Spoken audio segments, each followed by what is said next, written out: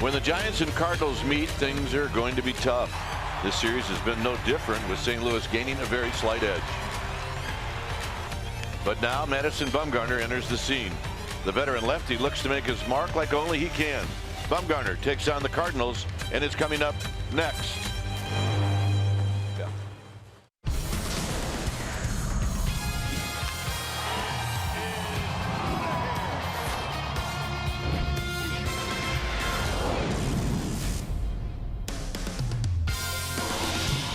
We've got day baseball here at AT&T Park on this beautiful Sunday afternoon. This game will wrap up a 4-game series. Giants-Cardinals, welcome to NBC Sports Bay Area, and it's powered by Xfinity. Hi again, everybody. I'm Dwayne Kuiper. Alongside me is Mike Krukow. Well, the Giants made a lot of moves, and we'll talk about them once this game gets started. But they're going to have some energy. Steven Duggar is in the yard. Steven Duggar is also in center field, and he'll be leading off for the Giants today as he tries to start his Major League career and provide great defense for Madison Bumgarner, who comes into this game with an ERA of 2.5. His opponent, Jack Flaherty, an ERA of 3.1. So it figures to be all about pitching. And oh, by the way, there's another guy in the pen who's brand new, Ray Black. He throws 100 miles an hour. All right, let's get this thing started. And when we come back, we will have, hey, look at those two guys. They can catch.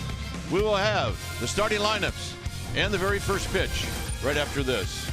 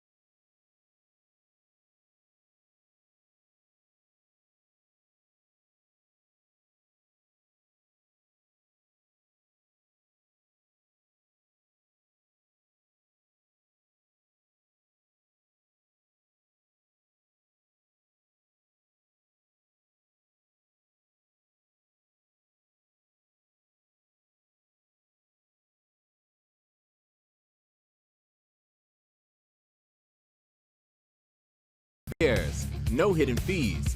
That's transparency. And by Jack in the Box. Try the $5.99 Jack Spicy Chicken Club Combo with toasted sourdough. New from Jack in the Box. Back-to-back perfect weather for day baseball yesterday and today. Our game time weather is presented by the Santa Cruz Beach Boardwalk. The boardwalk is open.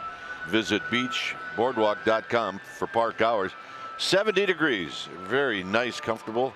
Winds at 12 miles per hour. You see the humidity, and it is going to be a sunny day. Here's the Cardinals lineup brought to you by Southwest Airlines. It'll be Bader, Pham, and then Jose Martinez. Marcel Azuna, see what he's done against the Giants lately. Jerko, DeYoung, and Munoz. Francisco Pena will hit 8th, and then it's Jack Flaherty hitting 9th.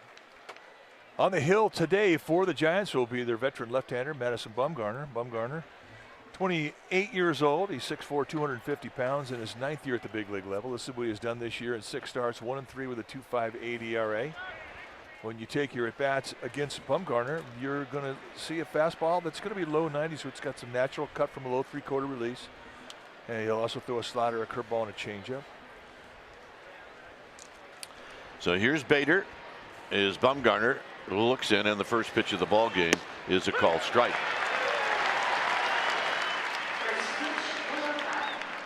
Bumgarner against the Cardinals lifetime 3-5 with a 4.38 ERA.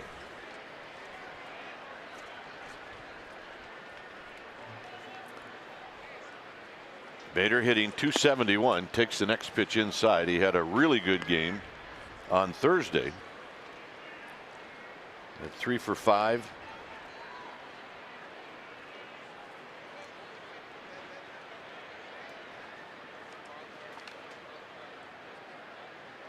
And the 1-1 pitch is a strike at the knees, called by Brian O'Nora. It's Colbreth, Buckner, and Conroy from first to third.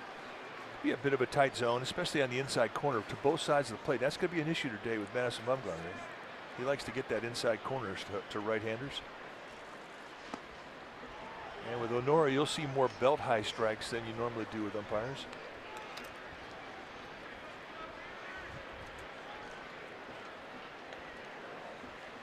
There's Tommy Pham in the on-deck circle. Cardinals won yesterday 3-2. And the 2-2 pitch. Got him. And that's how this game gets started. Let's take a look at the defense the Giants will use today behind Bumgarner. Starting the outfield from left to right, it'll be Hernandez, Duggar, and McCutchen. We welcome the rookie, Steven Duggar. Brandon Crawford joined by Pablo Sandoval on the left side of the infield. It'll be Hanson and Bell on the right side, and Buster Posey. He'll be in the squad, putting down the signs for Madison Bumgarner, as he usually does. There's Steven Duggar. There he is. I think it's safe to say to get a good look at him, because you're going to be looking at him for a while.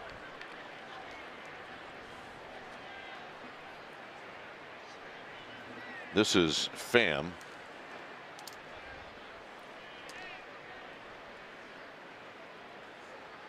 Pham goes around, 1 ball and 1 strike. 248, 13 home runs, 33 runs batted in.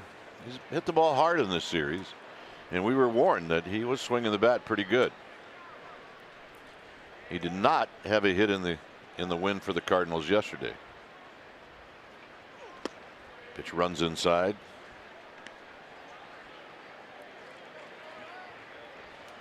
So Bumgarner on the hill.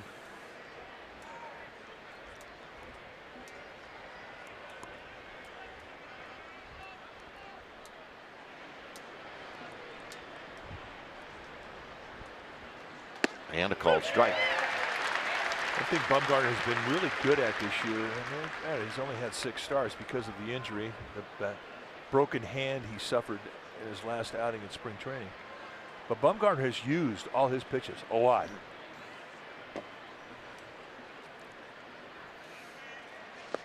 Down low. Hey, the hornblower coming to say hi.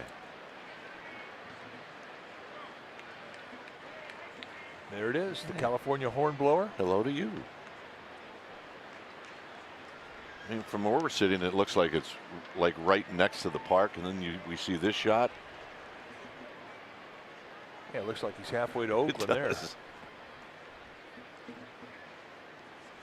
Foul back. He waited on that breaking ball. It stays at 3-2. There you see the hornblower. Yeah. And I guess they can't probably get any closer than that. Or they're not allowed to get any closer than that. 3 balls, 2 strikes. Pham lifetime just 0 for 2 against Bumgarner.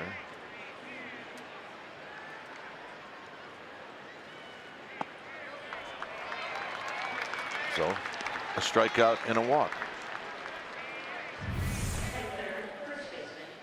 Now as the Giants took the field, we focused on Steven Duggar trotting out to center field, which we hope he plays for the next 10 years. 24 years of age, from Spartansburg, South Carolina. He's a 6th-round pick in 2015 out of Clemson. Almost made this club out of spring training. The Giants opted to send him to AAA, let him get acclimated there, and he really started out slow. Then he turned it up, and here he is after 70-plus games in AAA. Driven to left. On the move is Hernandez, and Gorky Hernandez will catch it right in front of the cars. Either got in a little bit on Martinez, but it looked pretty good leaving the bat. Yeah, I thought it was good. It kind of had the sound too. Let's take a look at the pitch. I mean, I thought he got it. Pitchcast brought to you by SoFi, a modern finance company. But perhaps you're right, partner, just a little bit too far out to the end, because it is a ball, a day where the ball will carry here at AT&T. Yeah.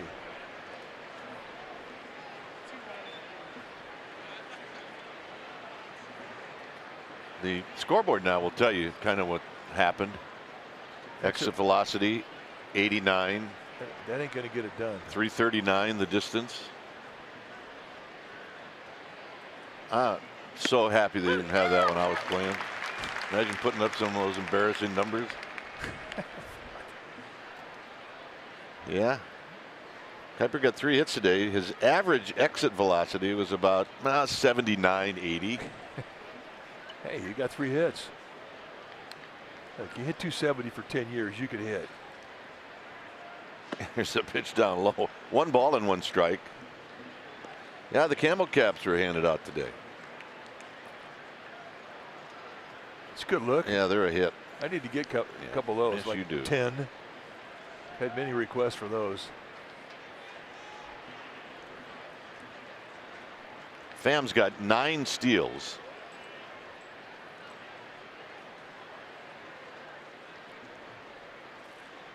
And that runs inside. 2 balls and 1 strike.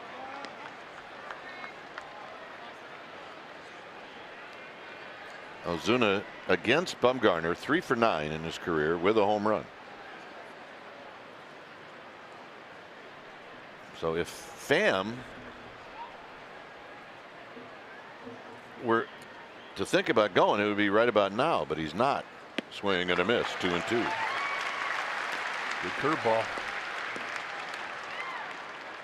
Time you see him get a curveball where a guy swings at it out of the strike zone, it really gives him 2 good options. Number one, he'd go right back down there again, this time with a slider. The other thing too is he can go right up above the hands with the fastball that has natural cut.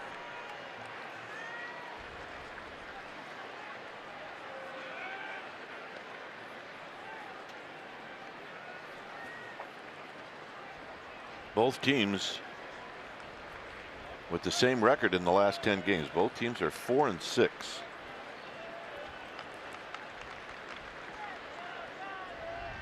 Two-two pitch. High, 3-2.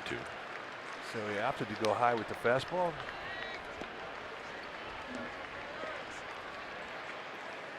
Jed Jerko on deck, and he's had a great series. The Giants would prefer to pitch to him, but nobody on base and 2 outs.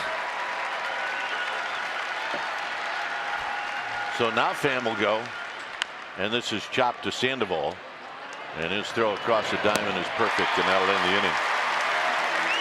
Duggar, he's going to lead things off. Go get him, kid. And then Posey, and then McCutcheon.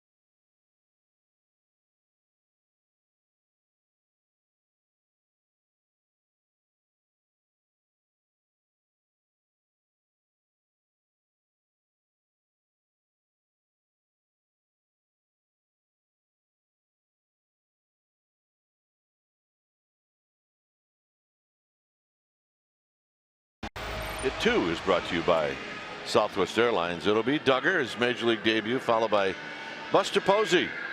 Numbers against the Cardinals, then McCutchen, Belt, and Crawford. Following Crawford will be Sandoval in the 6th spot, then Hanson, Hernandez, and Madison Bumgarner, who's looking for his first hit of the year. On the hill today for the St. Louis Cardinals will be the rookie right-hander Jack Flaherty, 6'4", 225-pounder. He's 22 years of age, out of Burbank. Take a look at what he has done in 12 starts, 3-4 with a 3.190 ERA. And look at the strikeouts, 80 strikeouts in 67 and 2/3 innings. So how does he do it? Well, you're going to see a fastball that it's a healthy one. It'll go low to mid-90s, and he'll sink and cut it. He's got a slider, a curveball, and a changeup. Pretty much you're going to see fastball, slider, but this is a very, very confident young arm. Former first-round selection for the Cardinals in 2014. So here's Duggar.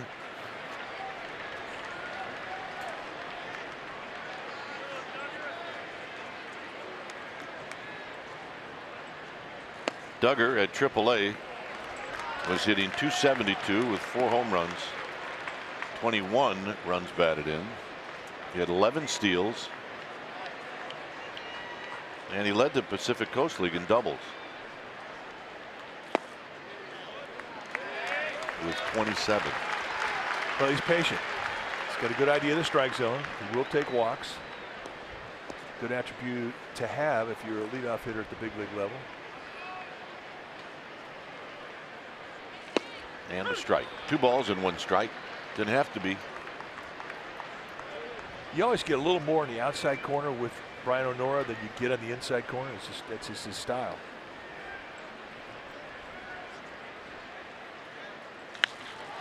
Skied out to left. And it'll be Ozuna who puts it away. Let's take a look at the Cardinals defensively, starting in the outfield from left to right.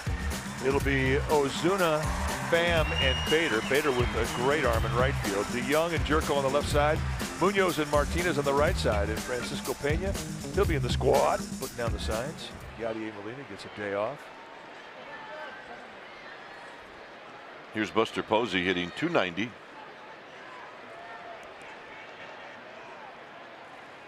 He has seen this right-hander before, and he's 2 for 2 lifetime.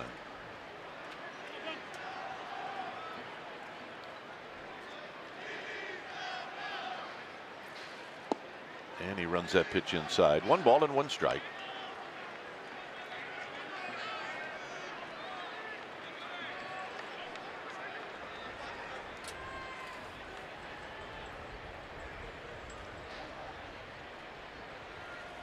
Breaking ball in tight.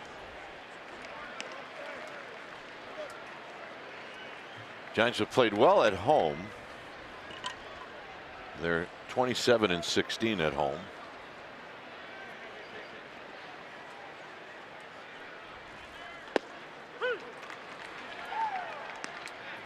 Just 2-2. Easy 95 coming out of the hand of the 22-year-old Jack Flaherty. Signed out of high school and he went right through the minor leagues quickly.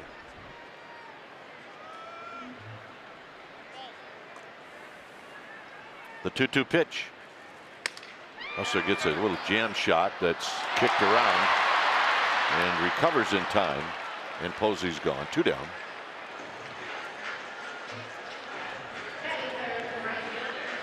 It's not how you like to start your day off, getting jammed. Because then you kind of have that feeling in your hands the rest of the day. Well, you do think about it the next time you come up. Here's McCutchen.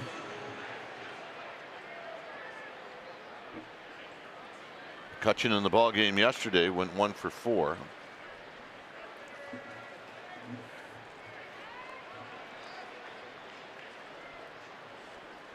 Here he's hitting .258 with 38 runs batted in. And he takes low. 1 ball and no strikes. McCutchen has never faced Flaherty before.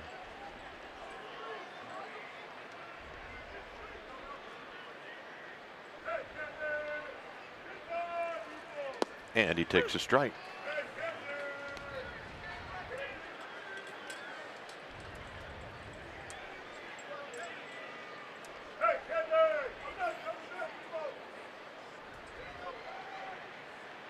The 1-1 pitch.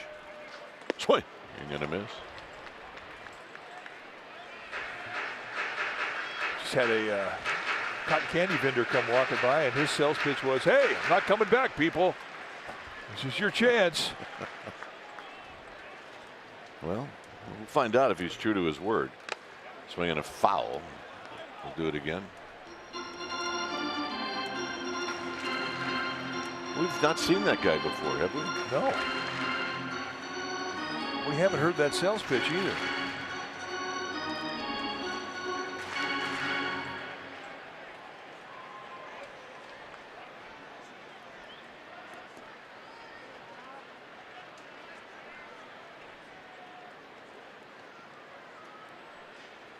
One and two. Foul. First throw of the upper deck and then down below. Oh, then it's a jump ball. Yeah, you have to be prideful at the level that you're sitting at. Yeah, that's true. Do not let that ball go down to the next, That's next level. Massive fail if that happens. 1-2. And tight 2-2.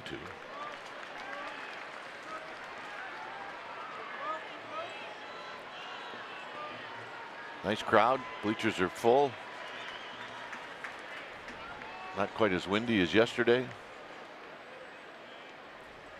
And a base hit to left field. That was loud contact. 106 miles per hour off the bat of Andrew McCutcheon. Take the Giants on the go this season and stream the games on NBCSportsBarrier.com and the NBC Sports app. And it's all brought to you by your NorCal Honda dealers. Poor launch angle. Yeah, 9 degrees. That ain't going to get it done. The desired launch angle is 27 degrees. You hit a ball 106 miles per hour at 27-degree angle, you're going to hit it out of the park. Probably. Belt had 3 hits yesterday.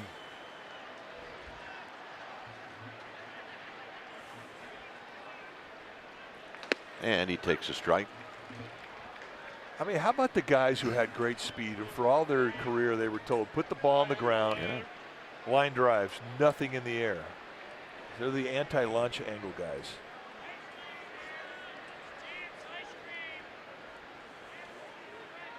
Now it's all about the launch angle, baby. Or to many, that's for sure. Overshift is on for Belt.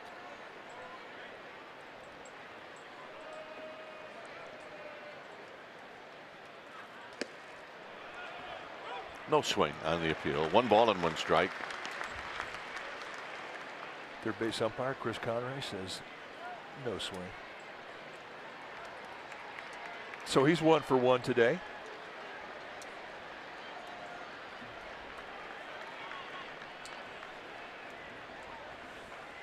McCutcheon does have 7 steals.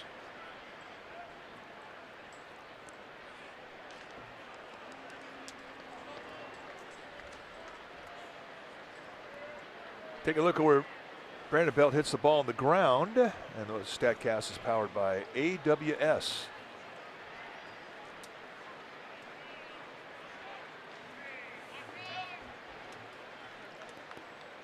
Seen Belt try and bunt twice in this series. Hasn't got it down yet.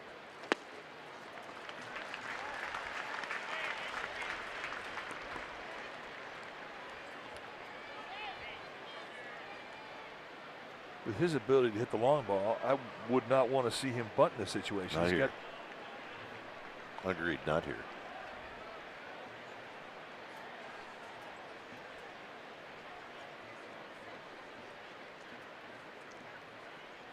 Two-one pitch. 2-2.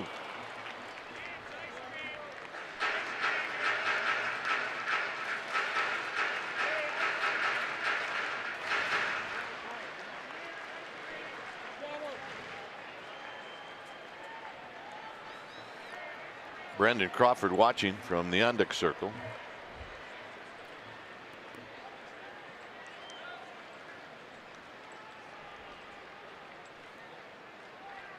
And Belt with a little pop-up at the shortstop, and that'll end the inning. After 1, 0-0.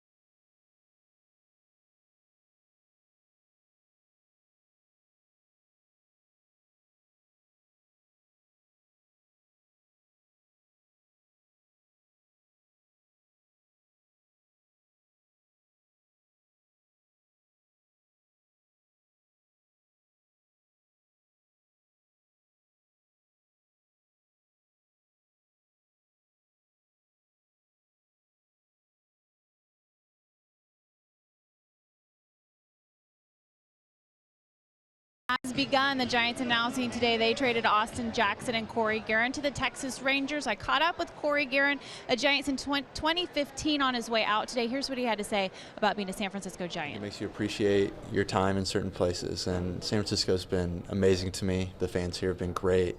The organization, the staff, the guys in the clubhouse. You realize how important a place and people are to you. So very thankful for my time here and the people that are here, but very looking forward to new opportunity. Clearly a bittersweet moment for Corey Guerin. He said he loves San Francisco. Gentlemen, he also married his wife here, so will always hold a special place in his heart. Dwayne? Yep. It's tough to see the good ones go, and he was a good one. A great guy, and we wish him the best. He is a guy you will definitely continue to watch and root for. Here's DeYoung. We just saw the jitters of a guy playing in his first game in the big leagues on that fly ball to left.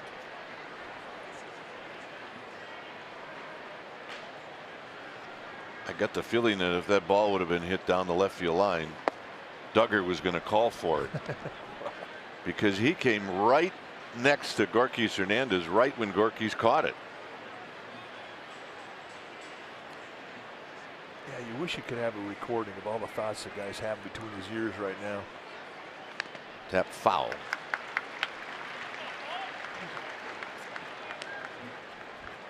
Here's the deal that went down either last night or today.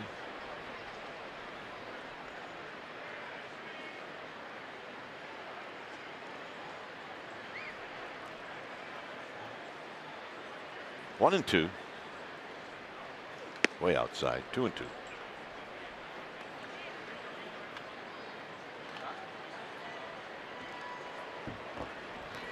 Munoz.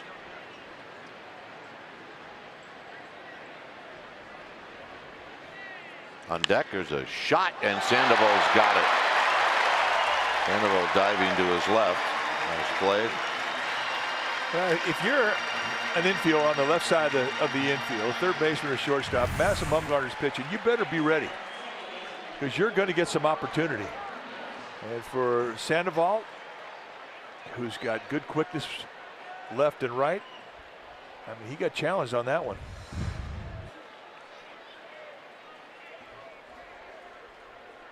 Here's Munoz.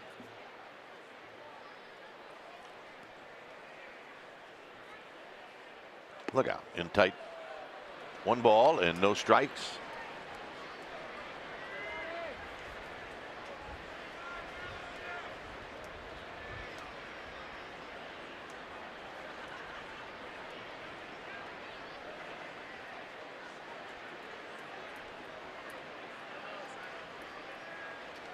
And a good pitch. We also want to say goodbye to Austin Jackson, who in our short time we really got to enjoy him. He's a classy pro, and we wish him the best. He was a pro. There's no doubt about that.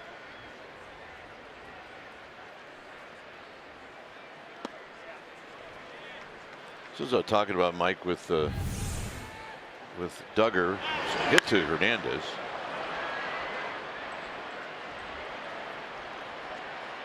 Right there. Well, I mean, you know, you have to learn how to play with the other guys in the outfield. Yeah, and Hernandez is a center fielder.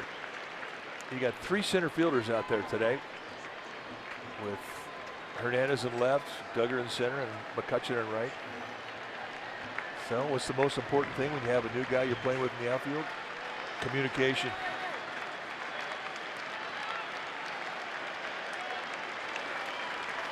Duggar wants to make a great play so bad. He does.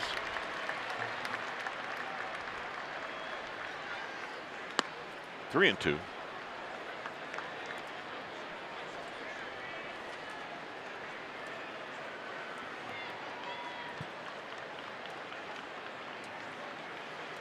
Pena is on deck.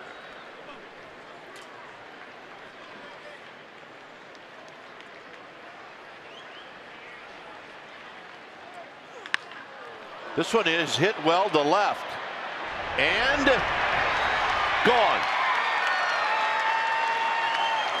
So Munoz with his 5th home run of the year, and it's 1-0. Well, he worked the count full, and he knew he was going to get a challenge in the strike zone.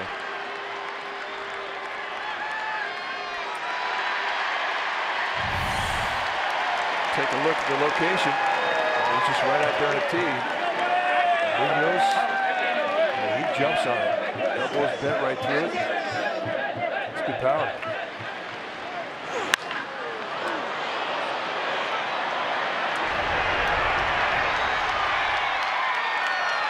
So here's Pena.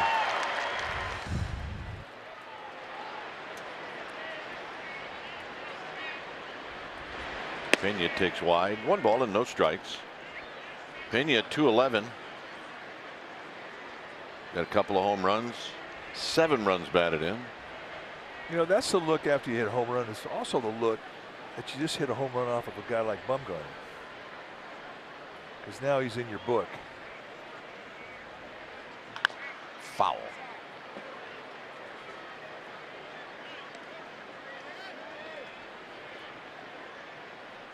And once you're in that book, you can't get out of it.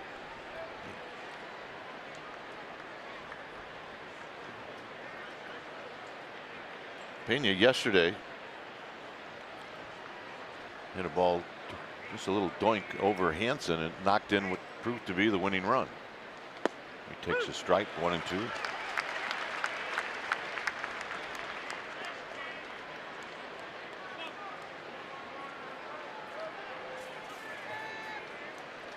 The pitcher, Flaherty on deck, and it's low, 2 and 2.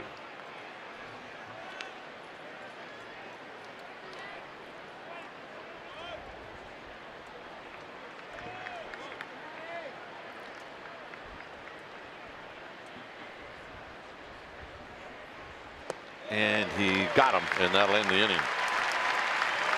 Munoz with the home run. Giants are coming up. It's 1-0.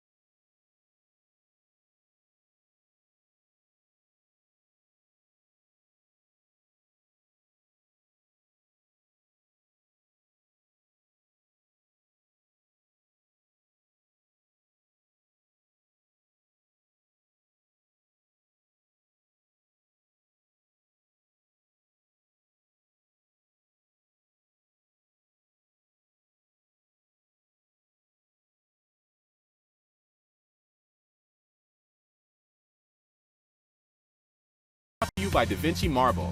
Hit a home run on your next remodel with slabs, tiles, and more from the Bay Area's premier showroom, Da Vinci Marble. 1-0 Cardinals. We're in the bottom half of the second inning. I have to ask you, how far would you go for a Togo? Brought to you by Togo's Pretzel Ramen. We go back to last year, September 1st. Giants taking on the Cardinals, and Brandon Crawford hit a 2-run home run off Jack Flaherty. It was Flaherty's major league debut, and Crawford, well, he was the 5th guy he ever faced. Exit velocity 102, hit it 427 feet. That's our Togo's Pretzel Ramen. Also doubled in that game off of Flaherty. So here he is leading things off for the Giants in the second. And he takes a breaking ball. Sandoval on deck, and then Hansen.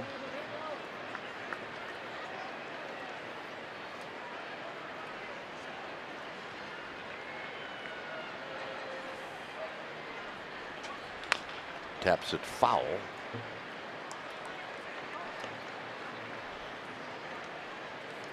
Well, I think those are the best seats in the house myself. You know what? I'm not going to argue with you. Those are good ones.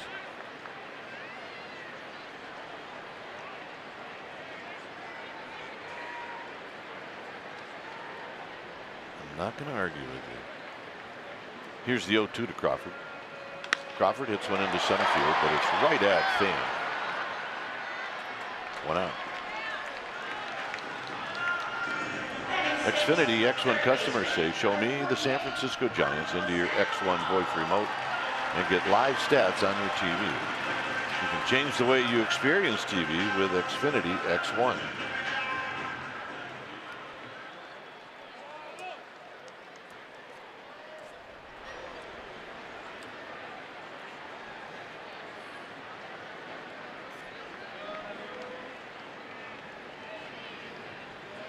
Here's Sandoval as he looks at a strike, hitting 247.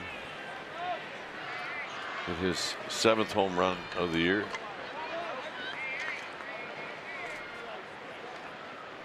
On this homestand.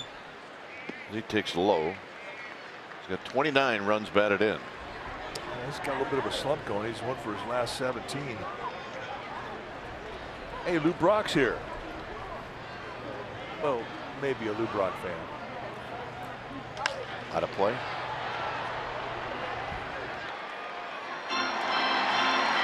Generally speaking, Cardinal fans, they travel pretty well. I always see a lot of red hats during the Cardinal series here in San Francisco. And t-shirts, and basically the whole uniform.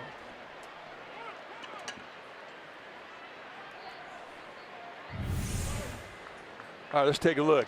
We have some talent in the stands. Oh yeah, sweet spot. Atta babe. Nice.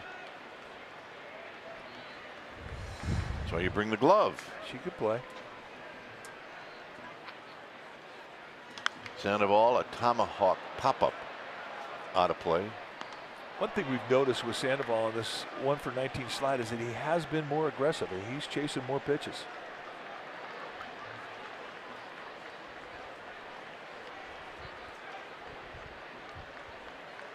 That's not always a good thing for hitting for an average. Sandoval waves at one that was in the dirt.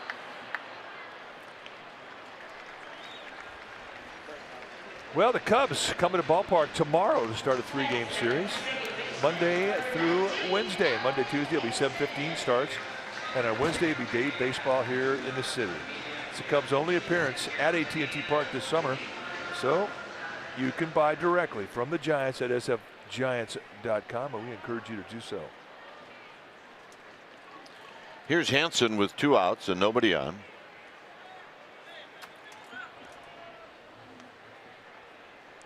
Hansen takes wide with Gorky Hernandez on deck.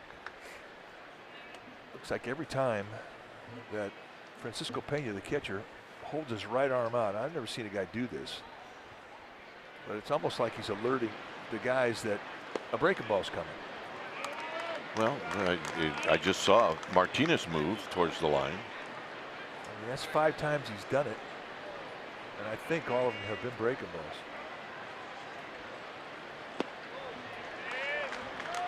And that's the kind of thing that, you know, okay, yeah, you're letting your guys know. You're also letting the opposing coaches know. You would Opposing think. bench. Yep.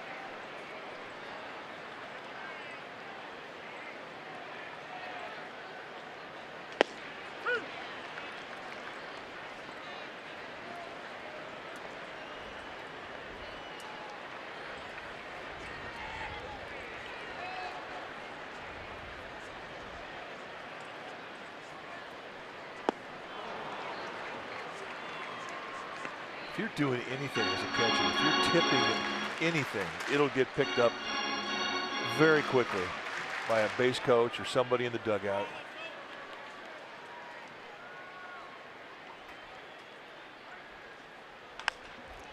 Off the end of the bat, charging is DeYoung, and they got him.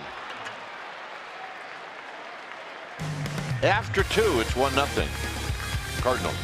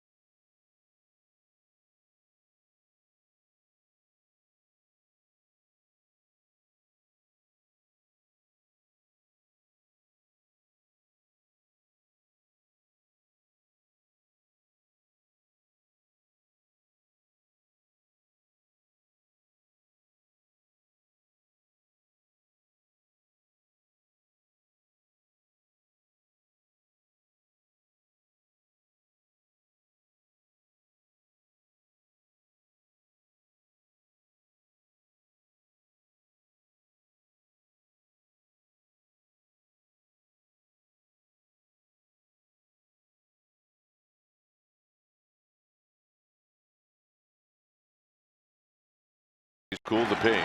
It was the 2012 NLCS Game 6.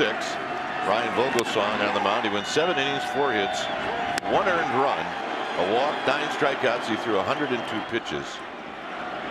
The Vogie tied his career in strikeouts. Giants won the game, and that win forced a Game 7. And if you do that, you get invited on to be with us. And Vogie, way to go. One of your proud moments, I'm sure. That's probably the best I ever threw a ball in a big league game, that's for sure. Here's Flaherty. You know, I'm trying to go by memory. 8 postseason starts, and I don't know exactly how many wins, but I do know that the Giants won every one of your postseason starts. Yeah, we sure did. A couple of those were thanks to Yasmiro Petit coming in and picking me up a little bit, but you know, at that point in time, you're not worried about the wins and losses next to your name. It's whether the team wins and loses the game. So it's pretty cool that we won all my starts. 1 and 2 to Flaherty, who on the year is 3 for 21, and there's a swing and a miss. I was telling this story yesterday. Mike and I were sitting down in one of the lunchrooms in St. Louis the year you signed, and you said, well, why the Giants? And you kind of gave a short-winded answer of, well, I want to win a World Series. And we were like, well, Vogie, they just won one last year. These things aren't hanging on trees. And you said, no, I think, you know, I got a shot. And you end up with 2. Yeah. So I think you made the right choice. What I really meant to say was I signed to win 2 World Series with the Giants. Oh, that's pretty awesome. You stay in touch with all those guys? Yeah, you know, most of them through text message, you know, some more than others, but the guys that I hung around with the most, we text message quite a bit. Now, whether they answer me is a different story. Well, this is hit on the ground to Crawford. Do they ever send you any presents?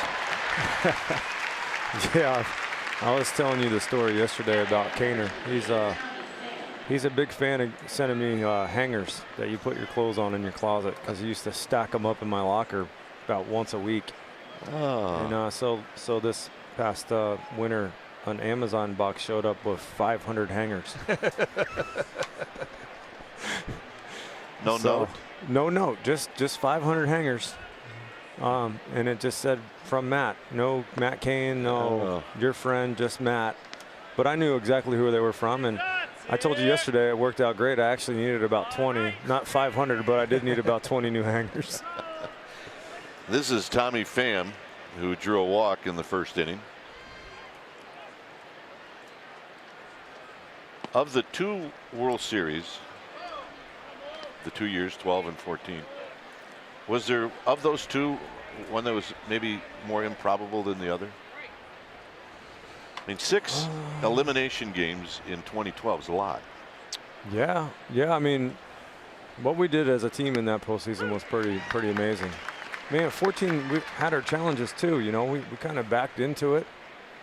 Go and win a game in Pittsburgh that no one thought we should win, but I mean, in 12, just the way we played as a team when our backs were against the wall, that's something that I'm going to take to my grave and never forget. The 3 in Cincinnati, talk about improbable. Yeah. You know, and I say, I've told you guys this before, you know, that game I started in Cincinnati, game 3, that was by far the hardest one of all of them. You know, Homer Bailey's thrown a no-hitter. Their lineup is stacked, pitching in that ballpark where pop-ups go over the fence. I mean, it was, I slept pretty good for about 2 days after that game. Yeah. That one wore me out a little bit. Yeah, but plus, I mean, you go out there knowing, right? If you don't win the game or pitch well, everybody goes home. Yeah. This was a special one for you too, knowing your background with some of the things that happened. And correct me if I'm wrong, did you pitch in a little traffic that game? Was there a few guys on base? It was like being on the highway out here going to the airport. This is on the ground to Sandoval. On the run, in the dirt. Oh, boy. And Belt digs it out. We're going to keep Ryan Vogelsong here for another half inning. It's 1-0 Cardinals.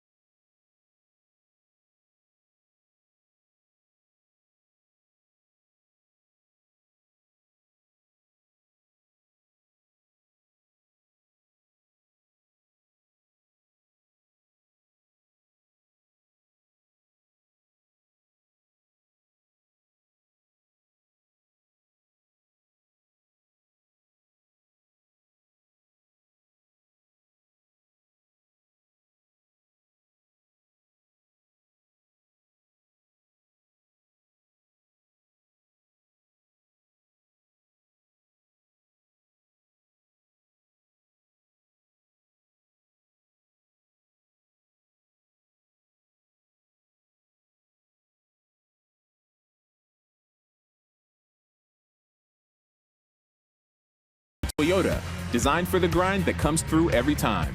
See your local Toyota dealer today. Toyota, let's go places. Here at AT&T Park, a 1-0 lead for the Cardinals on a home run by Munoz. Here it'll be Gorkys Hernandez and then Bumgarner and then Steven Duggar. We're with Ryan Vogelsong. You had an event right before the game. Yeah, we Jeremy, myself, and Pablo did a little Q&A out there in Triples Alley before the game. Marco Scudero was due to be part of that group, but as the story goes, he did something, maybe working in the yard.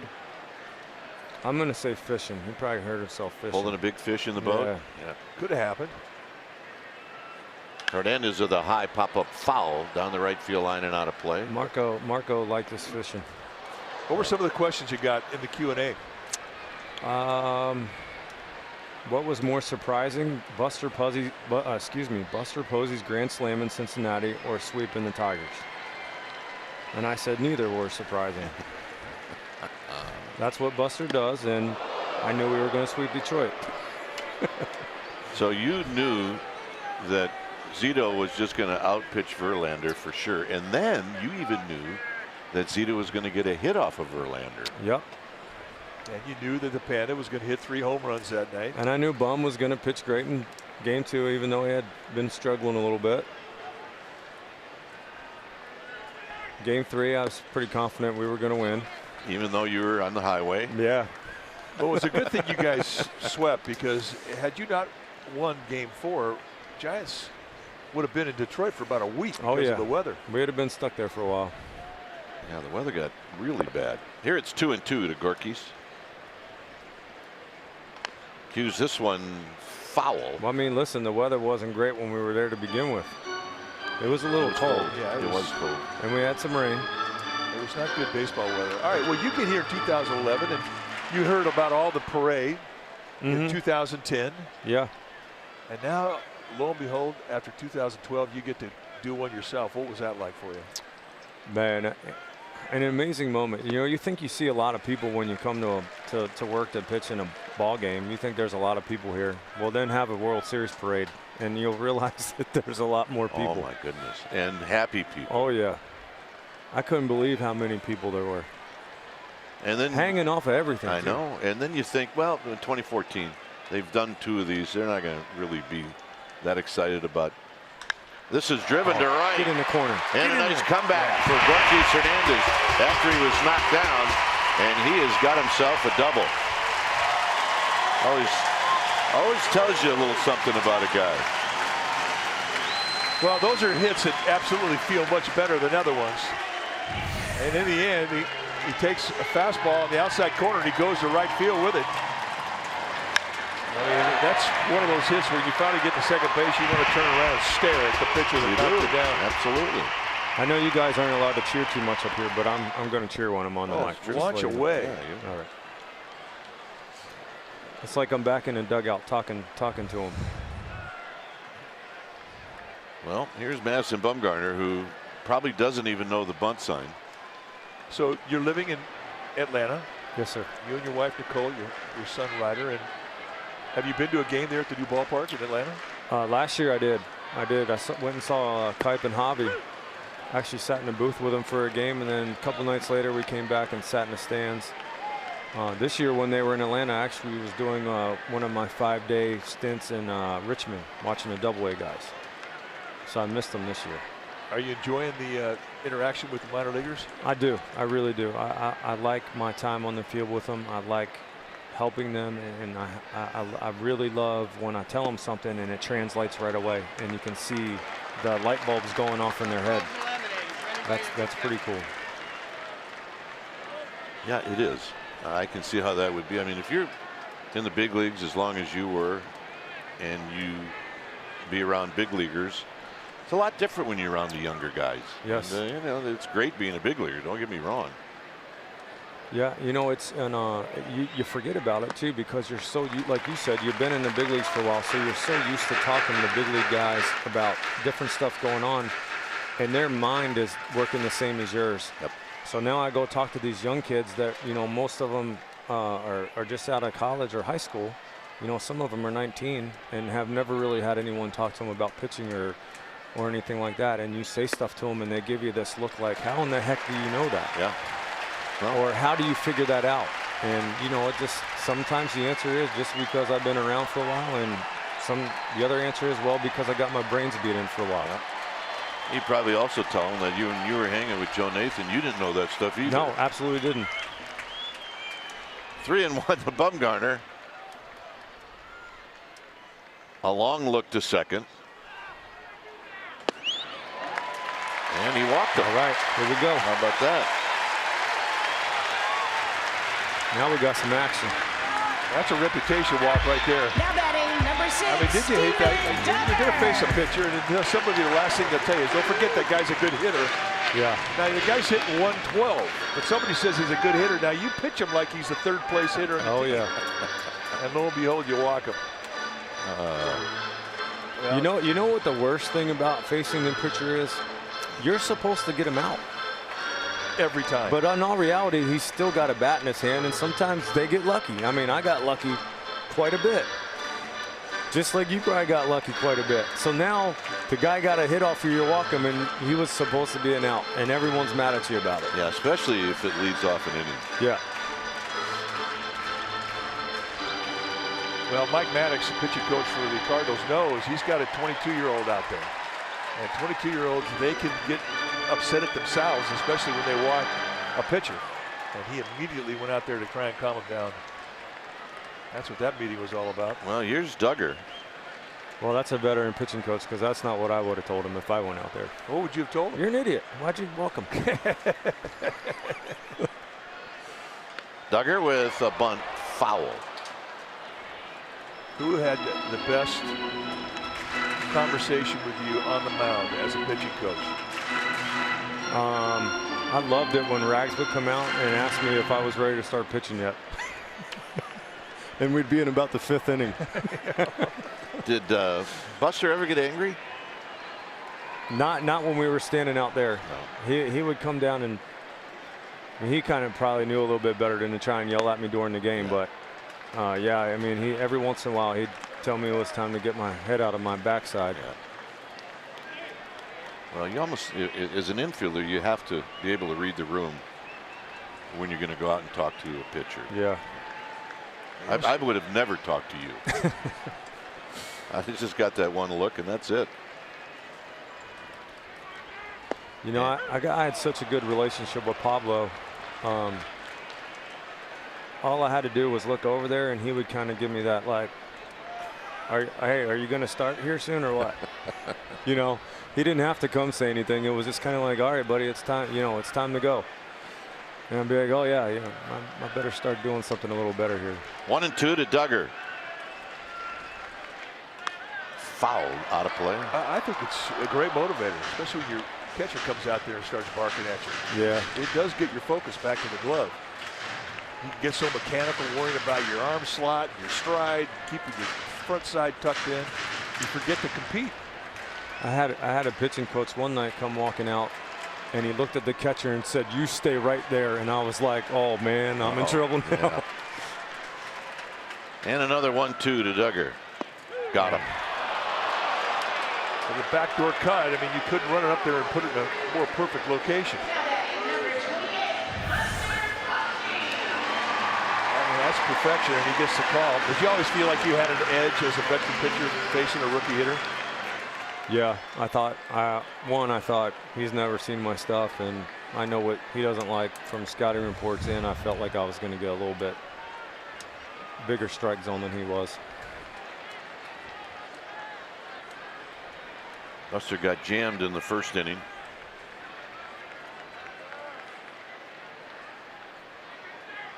And here he takes low, 1 ball and no strikes. So your son Ryder, is he going to be a player? Ryder can hit, man. He can hit. He swings hard. He's not scared to swing it hard and see what happens. You like it? He does. He likes to hit too. He's the kid that as soon as the inning's over, they come out of the field, whether he's up or not, he's got his bat and his batting gloves on, and he wants to hit every inning. Is he going to be tall? He's going to be very tall. He's tall already. You know, Nicole's 6'1", so he's going to be very tall. Buster was not happy with that call. Yeah, I wouldn't be happy with that one either. Catching and throwing, we're coming along, but he's definitely can swing the bat. How old is he now? He'll be 9 in a month.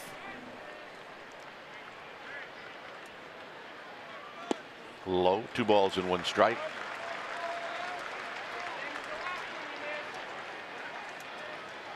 Andrew McCutcheon, an old teammate of yours, is on deck.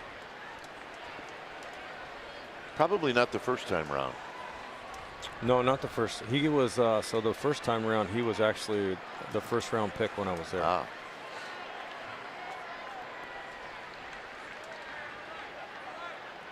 Hernandez with his lead. So wanted to pull the trigger. It's 2-2. Good curveball. I'm just kind of glad you don't see that one with 2 strikes on you. Yeah. That's kind of what you were when you first showed up. You were a 2-pitch guy. Oh yeah. Yeah. How many types of movement could you throw when you left the game? At the end, on the heater, probably 4. Some days, 3. Some days 4. Depend the cutter. I could make that cutter bigger or smaller most of the time. I bet you young guys just can't believe that when you tell them. Yeah. Well, you learned that the fastball is 4 pitches. That's a breakthrough in your career.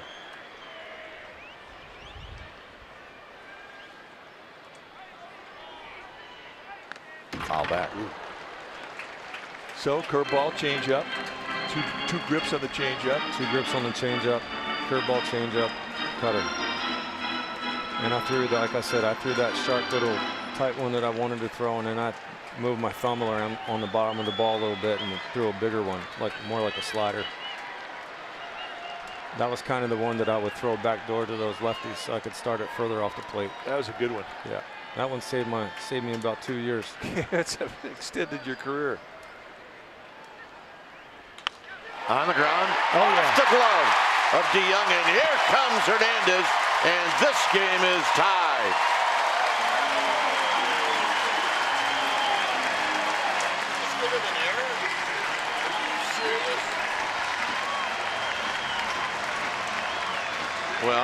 Well, originally now they've given DeYoung an error, but that has to be changed. Well, the Giants will take it. Ball comes up on DeYoung. I mean, that'll be his 9th error. Cardinals make the most errors of any team in the National League. Just the 2nd error in this series that they've made. That kind of reminded me of another play like that, a 3-hit ball. Oh, with the Hunter Pence? Yeah, kind of looked like that a little bit. Yep. That was the strangest thing I ever saw. McCutcheon takes outside, 1 ball and no strikes. Hunter Pence hit a ball that hit his bat 3 separate times before it took off towards shortstop, and as it turned out, it was we couldn't even explain how the ball was moving because of it. Neither could the shortstop. No, he was definitely confused. Like, what is going on? So Bumgarner now at second base. Munoz is holding him on.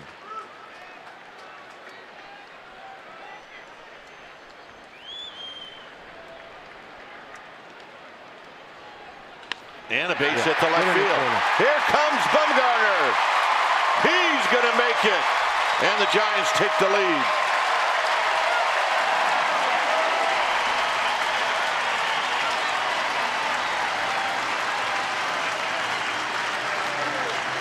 Well, this has got to feel pretty good for the Giants offense. I mean, they've been scuffling here about the last 6 games. And here, a little lazy breaking ball that hangs right middle in or above the knee. McCutcheon says, that's where I like him. Well, if this is going to happen when I come to the booth, I'm available for hire. Yeah, we're going to put you on staff here. It used to be Kirk Reeder we'd have to call. Now he's out. Yeah, you're in. I'll take over. Here's Belt.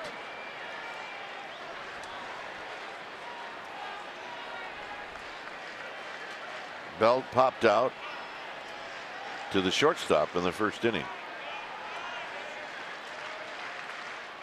I mentioned, Joe Nathan, that first year you were here was what year? I got called up in 2000, September of 2000. So that's the first year of the ballpark. Yes. And that was a good team. Very good team. Is that Ellis Burks and Barry and Robbie Nan? Little flare to left, and it's going to fall. Here comes Posey. He's going to score, and the Giants finally get one. Well, the Giants have to feel like they're kind of owed that. They've been giving up a lot of those little swinging doinks and swinging bunts. I'll tell you what is remarkable about this is that Buster Posey read this immediately that it was going to drop, because he had a great jump at second base. And this is not a 2-out jump, it's 1 out. With his jump, if this ball gets caught, it's a double play inning over, but he reads it well, and it ends up being an easy score for him as he slides just to stay in shape. Here's Crawford. Crawford hit a fly ball to center field in the second. And he takes a pitch high. So was Joe Nathan a rook that year? I don't know if he still had rookie status, because I think Joe got called up in '98. Right. So he first time. Probably played a little bit at Candlestick. Yeah. Well, I know he did, because I saw the game at Candlestick and Joe pitched that day. So I got you. So you were the two young guys that basically kept your mouth shut and watched everybody else. Absolutely. Absolutely. And that probably was a good team to learn some stuff. And you know, I've probably told you this before too. You know, the way I acted and the way I went about my business was because that's what I learned to do from that team. Yeah. And they all had a major effect on me and rubbed off on me and taught me what it meant to be a big leaguer, how to prepare for a major league game. So I definitely owe those guys a lot of credit. Now, did you walk into AT&T? Was that your first day in the big leagues? Yes, sir. What was that like? Oh. Well, I came from Shreveport, Louisiana, so the first thing I noticed was I wasn't sweating bullets. Yeah. So no, I walked in here and I couldn't believe how big this place was. Oh, goodness. Crawford with a healthy rip.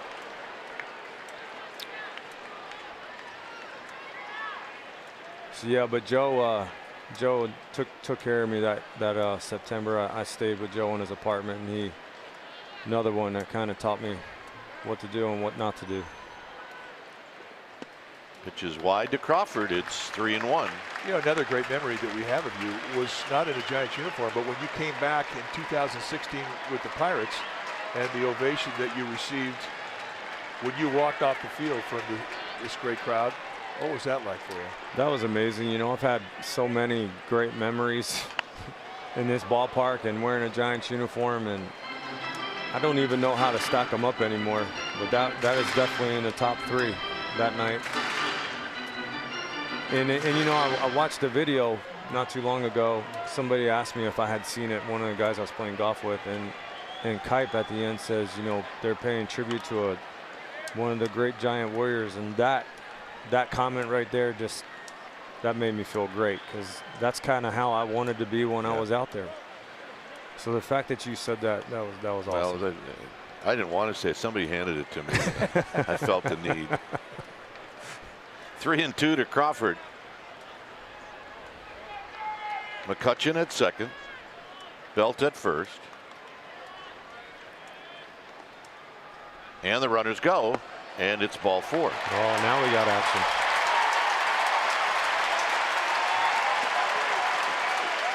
This is what Mike just asked Ryan Vogelsong about. It was that start that Vogie had against the Giants, and you pitched well. And this was the ovation that you got. And the tribute is you're in a different uniform. Yeah. And that's why it has to be special. You know, that game right there, it goes back about 2.5 months before that, because that was the year I got hit in the eye. Yep. And I had that game circled on my calendar for months, and I knew that my rehab was going to line up pretty close to that day, and I knew that I had to get back to try. And I didn't actually know if I was going to be pitching in that series at the time, but I knew we were coming here, and I kind of put that as my marker to me. You got to be healthy by this trip. And it just worked out that I ended up pitching here, but that was a win, right? Yeah, I got the win. Yeah, that was Matt Moore's first game as well. after the trade. So I kind of felt bad for him. He's pitching in his first home game, and they were kind of cheering for me a little bit more. But that game meant a lot to me. That was a big moment on the calendar for me, getting back from that eye injury. So that night was very emotional, for a lot of reasons. I think we went into Pittsburgh to play you guys. I think you were. It was right after you got hurt. Yeah, it was probably about a couple weeks, maybe right? running or something. I don't remember, but so that's Mayers, Mike Mayers. Mike Mayers, another big fastball coming out of that Cardinal bullpen. They got a bunch of them. This guy's a mid to high 90s thrower with a slider and a changeup. You see the strikeouts, 25 and 27 in the third against 6 walks. When it's time for a change, thing Speedy Oil Change and Auto Service, your trusted oil change, tune-up, and smog expert. So he's going to be put in a spot where he's going to face Sandoval with the bases loaded. I had prepared to visit. Mike and I had prepared to visit with Vogie for about 4 minutes, not 20 minutes. I was just sitting here thinking, I wonder if they're ready to kick me out of here yet. But no, we're happy. You got 3 runs on the board. Here's Sandoval, who struck out in the 2nd inning. Well, if you're done asking me questions, we can just sit here and look cool. No, I got a couple more that I need to check off. All right. And the pitch to Sandoval is high. You told us that you had a conversation with the guy standing on third, Andrew McCutcheon, about the Giants. I sure did.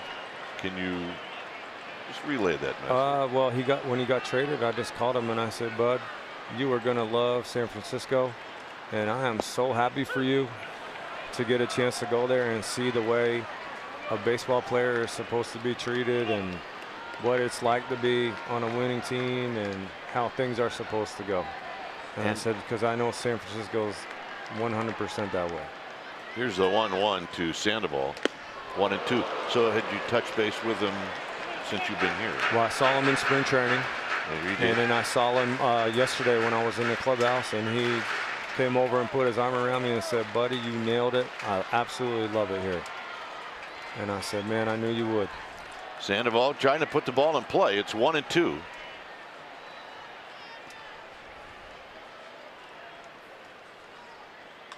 Look out. With Alan Hansen to follow.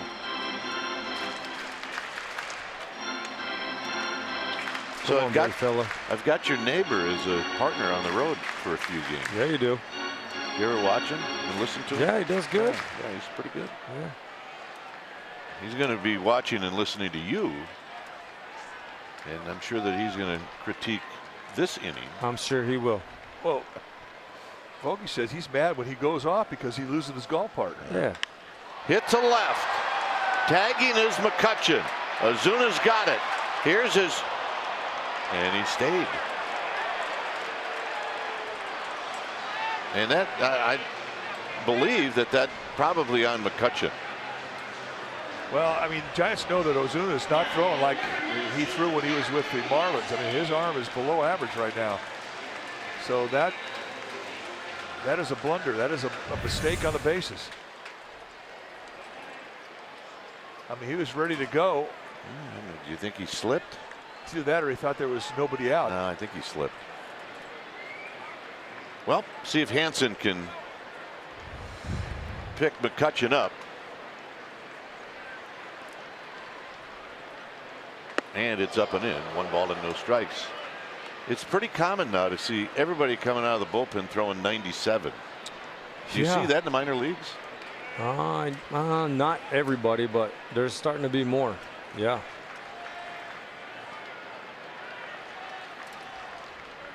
Hansen bounced out to short.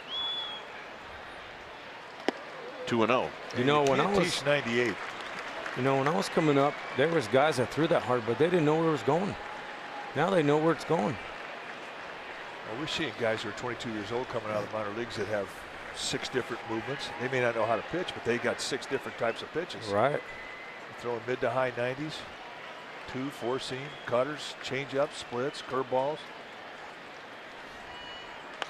Hansen out of play. Well, I've seen video of you. It looked like a 98er. Yeah. When I recreate it to my son and my grandson, absolutely. Absolutely, yeah. Now there's a guy that throws 100. Yeah, he let it go. That's a big boy, too. Ray Black? Yeah. Mike was right. When you think about a guy throwing 100, they're supposed to look like that. Absolutely. Hansen in the 2-1 pitch.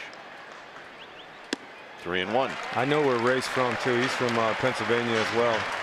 And there probably looks a whole lot about like where Bum's from. Probably some cutting some trees down going on in that neighborhood. Well, it looks like he's not only cut a few down, he's hauled a few away. Yeah, I shook his hand today, and he took 3 fingers, and he kept them. 3-1 to Hansen. Hansen pops it up. And that'll end the inning. We're going to say goodbye to Ryan Vogelsong. So, Vogie, thanks for thanks for having me. And thanks Absolutely. for the 3 runs. Yeah. And you're still a Warrior, baby. Thanks, buddy. Oh, I messed that up.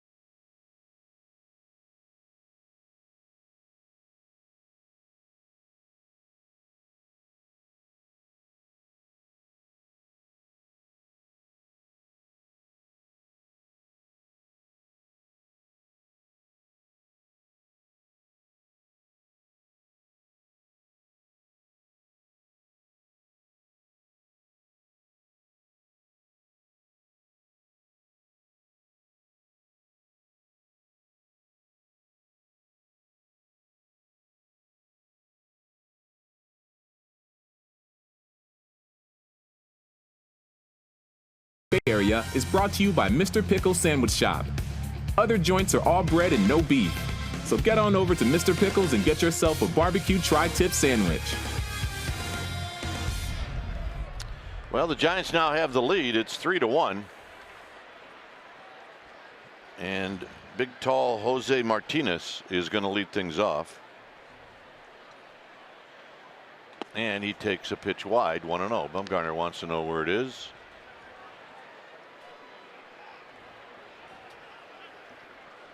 Martinez, coming into the game, was 2 for 3 lifetime against Bumgarner with a double and a home run.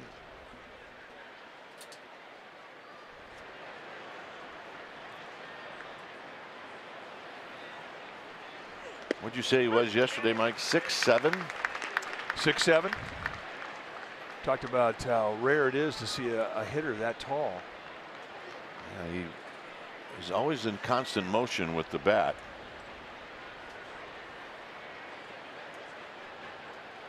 And he kind of whips it like that as that's driven into right field for a base hit. Let's check in with Amy G. Guys, a good Giant alert. Willie McGee, a Giant from 91 to 94, now an assistant coach with the Cardinals. And Sean Dunston and Alonzo Powell could not wait to catch up with Willie today. Willie's a Bay Area guy as well, along with Alonso. And Alonso said in the off season, when he was about 18 or 19, Willie McGee had a batting cage that he would just open up to Bay Area baseball players. Come on over and hit the ball. Sean Dunston, teammates with Willie in '99 with the Cardinals, said he has the utmost respect for him, especially playing against him. He said you could not make a fielding mistake. Willie was too fast. I talked to Willie too. He said he grew up idolizing McCovey and Mays, and it meant everything to him to be a San Francisco Giant. Guys? Well, we went and saw, we had a couple of people we needed to see today, Mike and I, and we went into the clubhouse to see Mike Matheny and Bill Miller. Wanted to see that man right there, and we got a chance to see them all in Mike Matheny's office. And Willie McGee can light up a room, and you wouldn't know it looking at him because he is a quiet guy, but my goodness, was it good to see him. He's got 8 grandkids, he said. Says on the ground, Sandoval, and they got him at second. Unbelievable. He may be hurt. He may have rolled on his glove hand.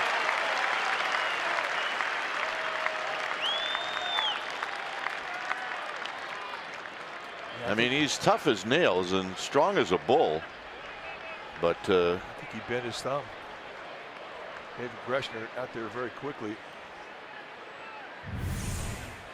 Well, this is just a great play. I mean, this is extra bases. And then he regroups and realizes he has more time with Martinez going to second, so they do get the force. so he jams that thumb into the ground. I think it affected him when he tried to grip the ball to get a throw off and he had to regrip. Take a look at the play. Spears it to his backhand and rolls his right thumb. Now he's okay for now, but stay tuned. No, I think it's his left thumb, Mike. You're right, it's left thumb. So you get a little protection with your glove.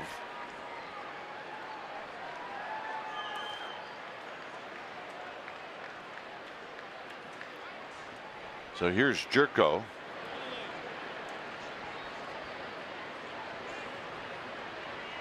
And Jerko takes low. Oh, they're going to say he went around. It's no balls and 1 strike.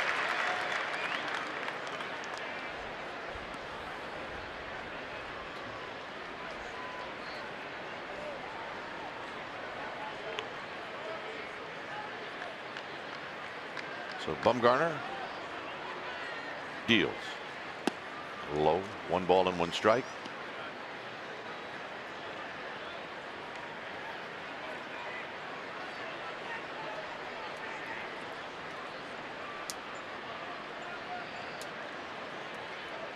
Keep an eye on that man. Low again. 2 balls and 1 strike.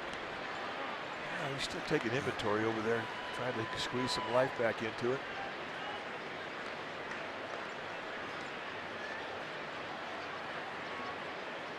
What a great play. It really was.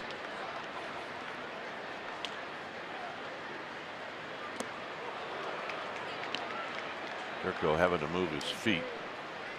It's 3 balls and 1 strike. Bumgarner does not have the same type of command today that we've seen him have the last couple starts. So he's having a little word with himself. Every pitch you throw, you make an adjustment on it. You analyze it. If it's a perfect pitch, you try and recreate it. If it's not, you try to make the correction to get where you can throw a perfect pitch. And a base hit.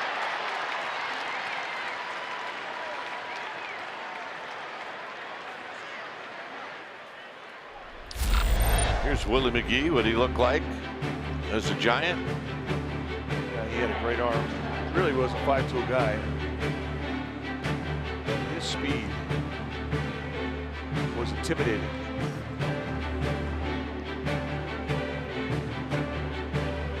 You could really slap it wherever you wanted to. You Switch hitter. could hit the ball out of the park.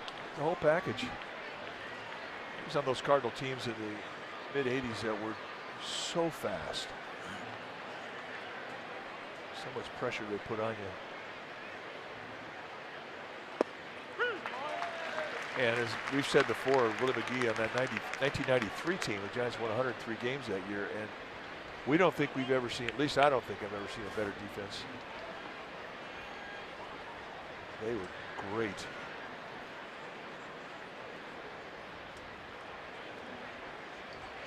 Look out. 1 ball and 1 strike. It's not a 90 feet that he wants to give up. So, I mean, the Young getting out of the way of that fastball cutting in on him, and that's a big thing for Bumgarner. He wants to jam him, but he didn't want to hit him.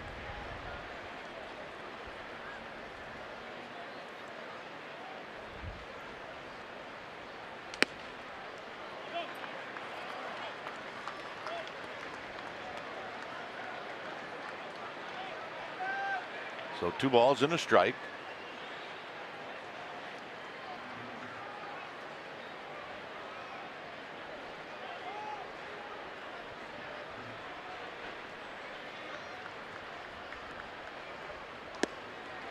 You're right.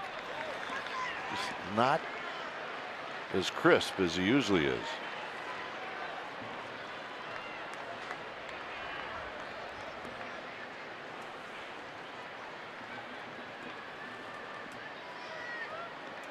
Three and 1.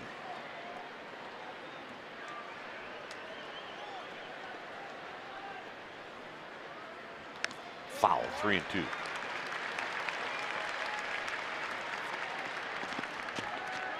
There's Munoz on deck. Munoz hit the home run off of Bumgarner in the second.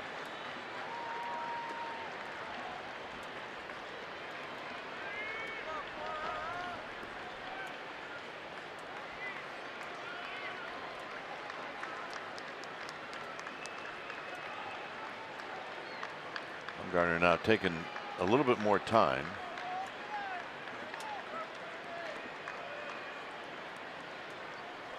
Slow it down. Just control the rhythm of the inning. Out of play. I mean, that's a technique that is taught. I mean, because line drives are contagious, and because when a few balls get hit hard, the pack mentality all of a sudden starts to raise up in your opponent's dugout, and you look down there and there's 9 guys sitting there holding a bat waiting to get on the on-deck circle. Well, if you work a quick pace, oftentimes you work right into their rhythm. Whereas if you slow things down, Rick Russell used to say, the harder you get hit, the softer you throw it. And you could also add the slower you work, just to make a hitter go out of the strike zone, get a little antsy. A lot of guys do it. A lot of organizations teach it.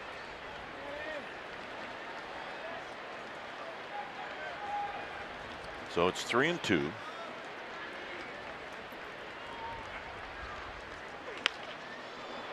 Little pop up into center field.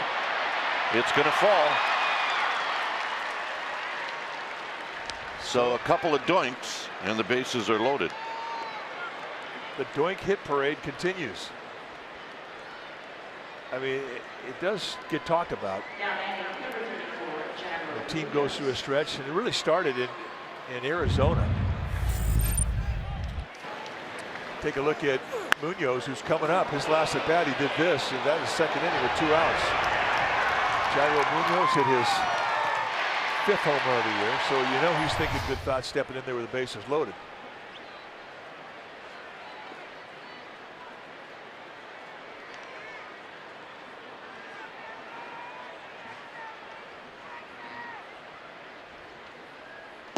And a strike, and it's 0-1.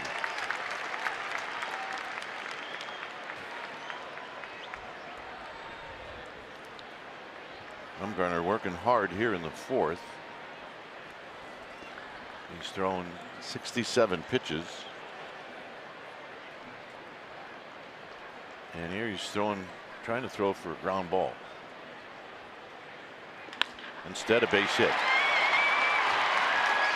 This is going to tie the game, and it's 3-3. So here come the Cardinals.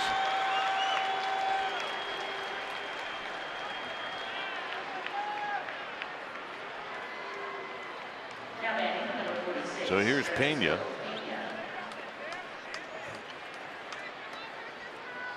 Pena struck out in the second.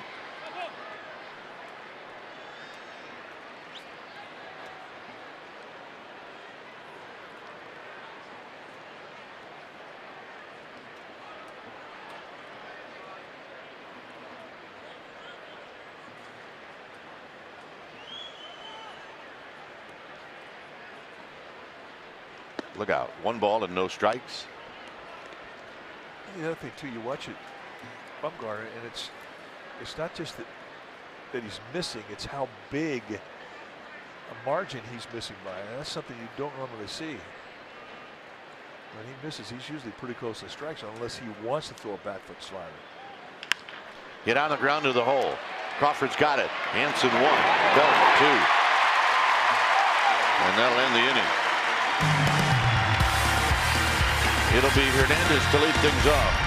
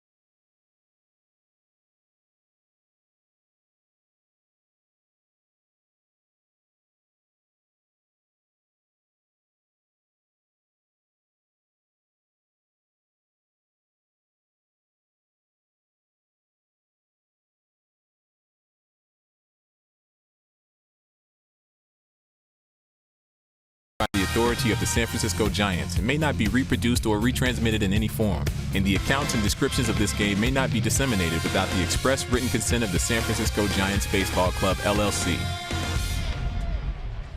Well, it's your last chance to see the Giants before they head off for the All-Star break. The Battle of the Bay ends on Sunday the 15th. The first 20,000 fans are going to receive a Battle of the Bay snow globe, and it's presented by Nestle Dryers Ice Cream. Giants and A's. Buy directly from the Giants at sfgiants.com. It's a little one.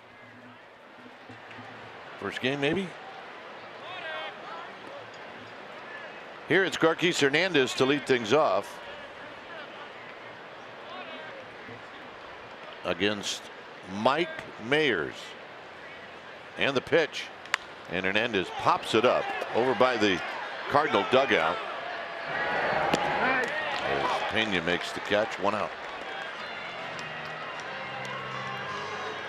And here's Bumgarner.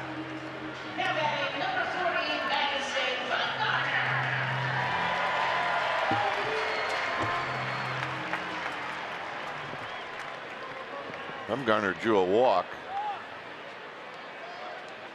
in the 3rd inning.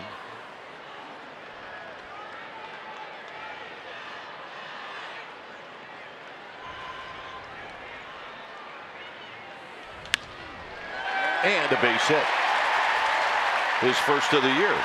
So he gets his batting average going. Well, in honor of the bridge, the new Bay Bridge Series trophy, the local artists along with NBC Sports and the San Francisco Giants are featuring works dedicated to the fiercest rivalry in the Bay. Battle of the Bay Art Show, July 13th through the 15th at AT&T Park. Get tickets at sfgiants.com. For more information, go to NBCSportsBayArea.com/Battle of the Bay Art.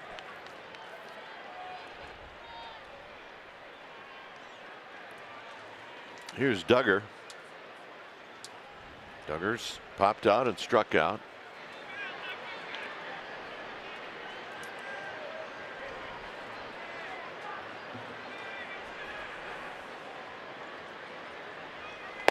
and a strike. Buster Posey chalking up on deck.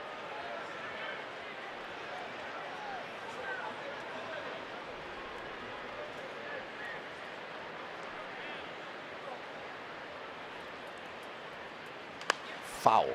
Got in on his hands. It's 0-2. 98. So he sees 96 on the outside corner on the black at the knees. Then he sees 98 on the inside corner at the knees. Welcome to the big leagues. Not that he wasn't seeing 98 in the Pacific Coast League, but here the location of that 98 is a little better.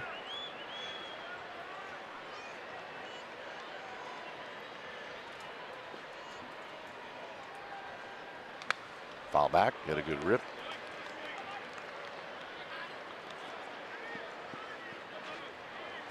Duggar had a lot of at-bats in spring training. Played in a lot of games. And that was all by design.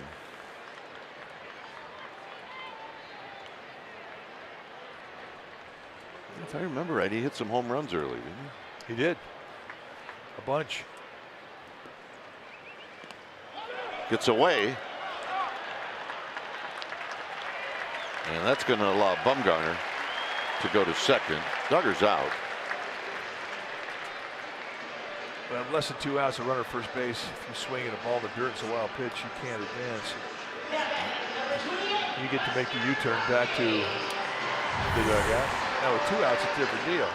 Here's that breaking ball that he goes after.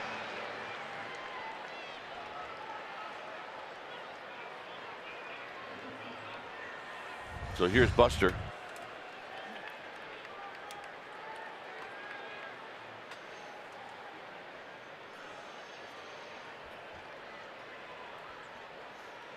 Foul back. 97 above the hands, inside corner with movement. Heat seeking towards Posey. Well, Mike Mayers has got good fastball, and he's really pinpointing it right now to good locations.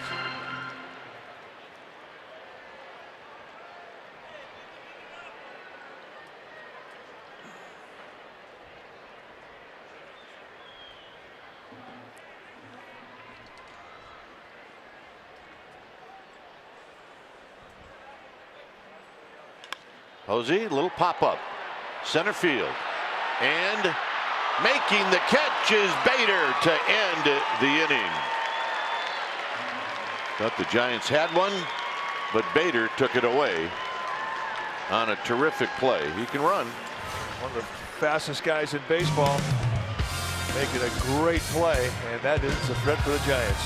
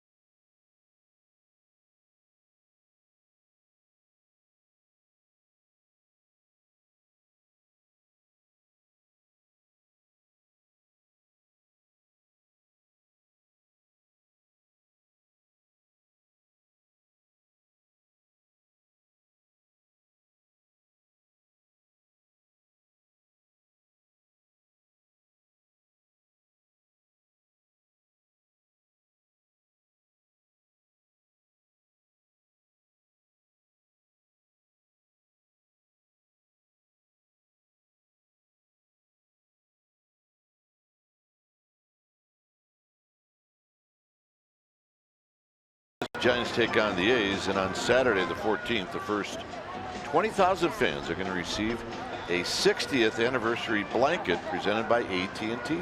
That's right, it's a blanket. Buy directly from the Giants at sfgiants.com. 3-3 ball game as we head to the 5th inning.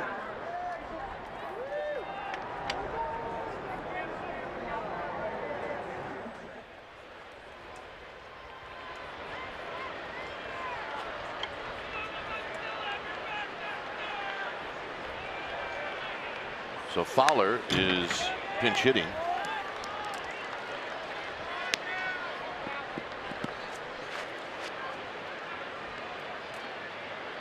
Fowler this year hitting $168.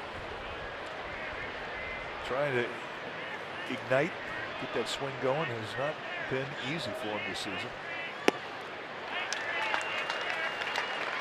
Fowler is a pinch hitter, 2 for 10. How about this? Fowler has faced Bumgarner 41 times.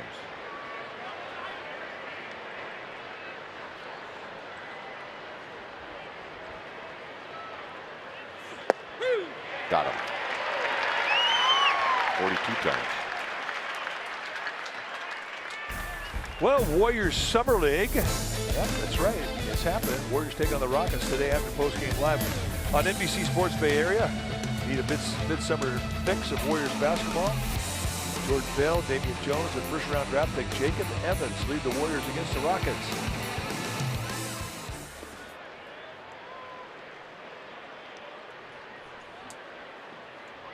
Here's Bader. Bader with a healthy rip.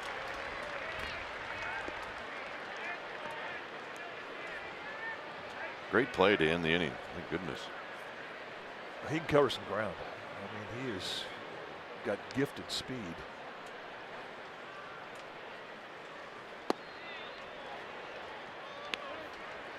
Bumgarner wanted that. And if you look at where it landed, it's probably not a bad pitch.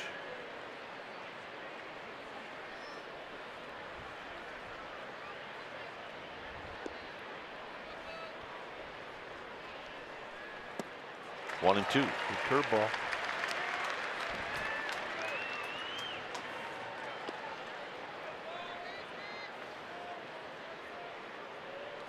About Bumgarner, I mean, he's a guy who definitely can correct himself in a game. It's not the easiest thing in the world to do.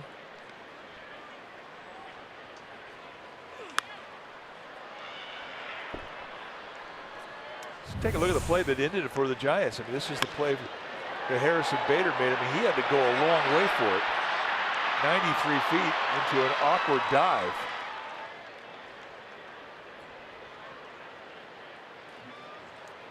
Semi-face plant.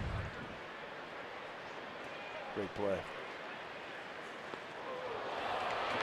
So he hits him with a breaking ball. Now in a 1-2 count, that's the last thing you wanted to do, because now he's got speed on the bases.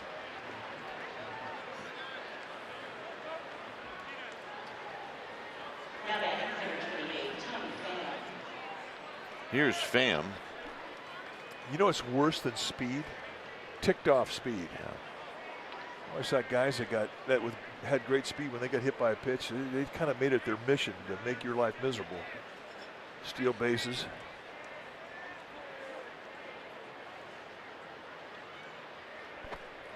How about breaking up double plays? Breaking up double plays. There's a strike. Yeah, I used to think to myself, just please don't hit the really fast big guys. That's a good thought if you're a second baseman. And don't do it with a runner on, so it sets up a runner at first and second. Because those leadoffs tend to be a little big at first base. Runners at first and second. That's easy pickings.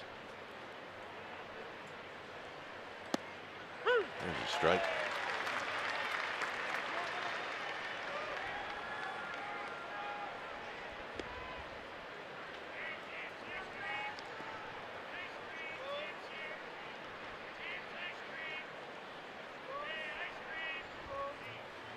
Oh, 2 to Pham. Runner goes. Posey's got it. His throw. Not in time.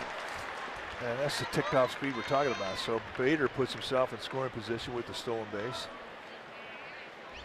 That's his 9th. Yeah, he had a good jump. And there's the speed we're talking about. Watch how he hits the base. That's why guys slide with their hands so they can hang onto the base, especially guys who are that fast. Yeah, that's the game has changed in a lot of ways, and that's one of them. And we talked about with instant replay coming in, the guy goes into his feet, he's going to hit the bag, and oftentimes he's going to bounce off the bag. Well, the guys are being taught now, if you're a middle infielder, hold your tag. Take advantage of that. So that's forcing guys to slide head first. What's the problem with that is you're subjecting the guy to an injury by sliding in hand first.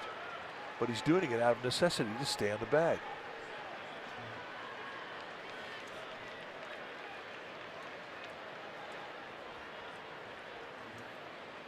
Three and 2 to Pham.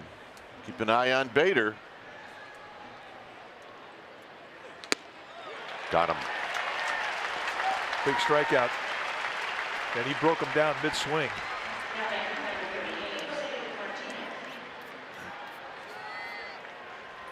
Here's Martinez.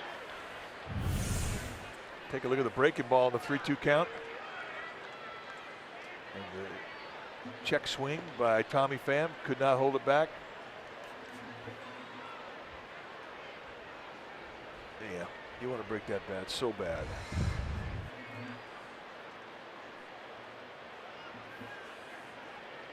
Here's Martinez. You do not have to throw this guy a strike. He'll chase. There's a strike. Aggressive swinger. Yeah, and he's had good swings. Yeah. He's lined out to left, and he lined a base hit into right field in the 4th.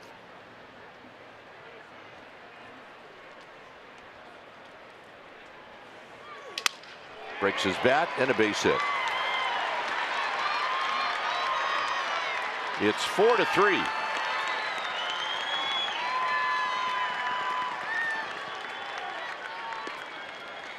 So Martinez makes the hit batsman hurt as he knocks in Harrison Bader.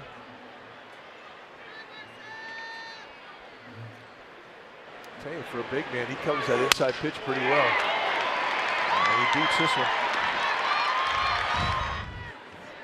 Here's Ozuna.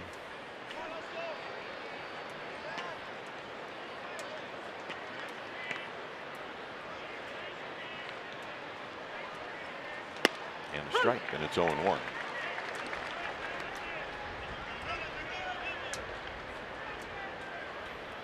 Ozuna reached on a fielder's choice. It was a great play by Pablo Sandoval in the 4th inning. Garner unhappy. 1 ball and 1 strike.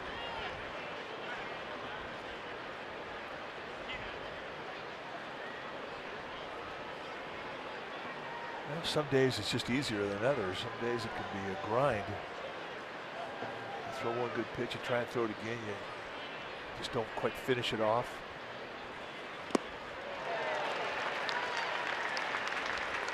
So now Ozuna's having a word with himself.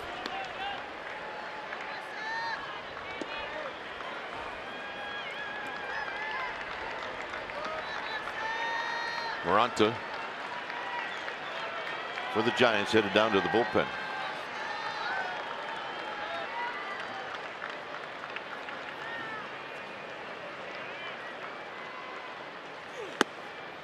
Two and 2.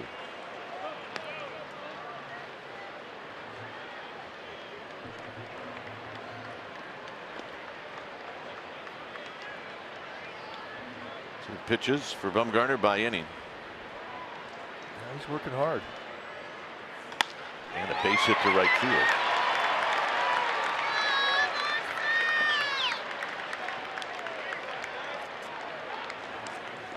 And here's Jerko.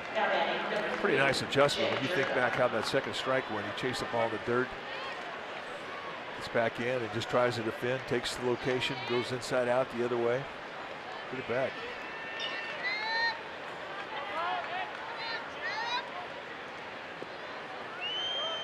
Jerko broke his bat, had a base hit in the 4th.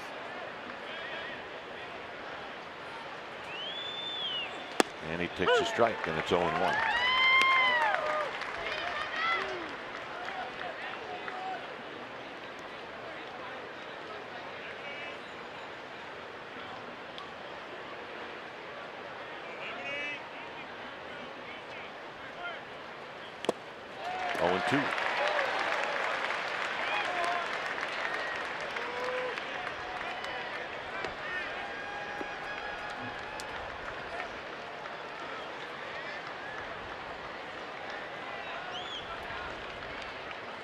Martinez at second.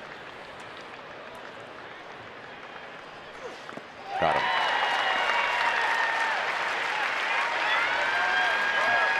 Giants trail by 1. McCutcheon to lead things off.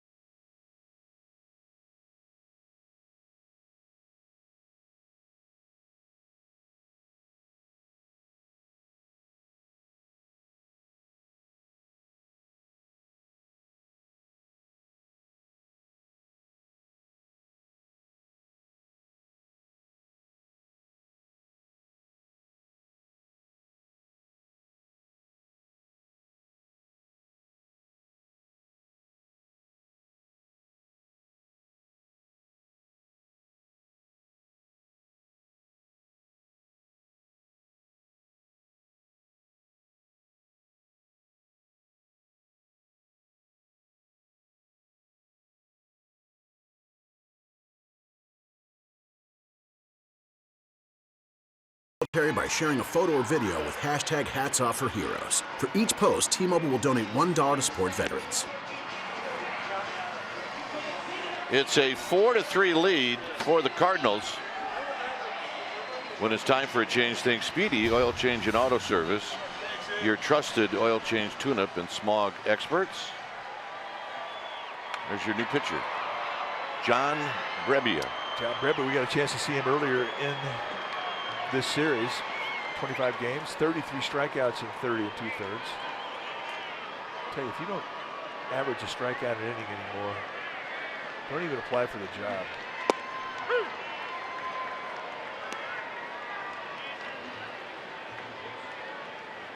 McCutcheon is 2 for 2.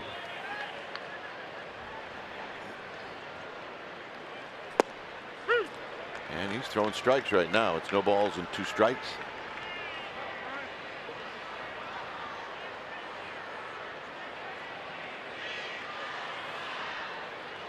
I mean, Brebbia, like just about everybody you've seen come out of that pen, he's got a healthy fastball, mid to high 90s. And you just saw his slider. He's also got a changeup he'll throw at you.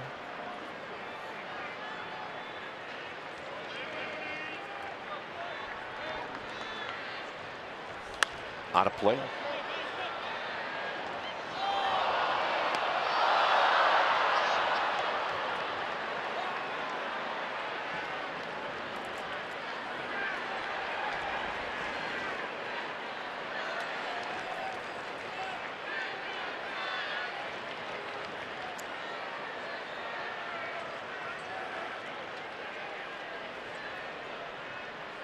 Look out. 2-2.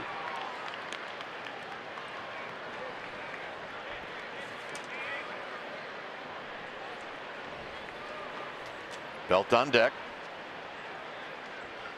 Breaking ball hit on the ground to third. 1 out. Well, time for Cricket Smile, brought to you by Cricket Wireless. Yes, in the top of the fourth, a fan gained a souvenir, but he lost half his French fries. Yep. Still, it was the play of the day. And that's our time for Cricket Smile, brought to you by Cricket Wireless. I don't know, Mike. I think that was like chicken fingers or something that came out of that Maybe plate. all he had left was the fries. I think that's what it was. Here's Belt, and Belt takes high. 1 ball and no strikes. But look, if you have to choose between which one you want to lose, the chicken fingers or the fries, Yeah, save the fries. I'm going to keep the fries. Belt takes outside. 2-0.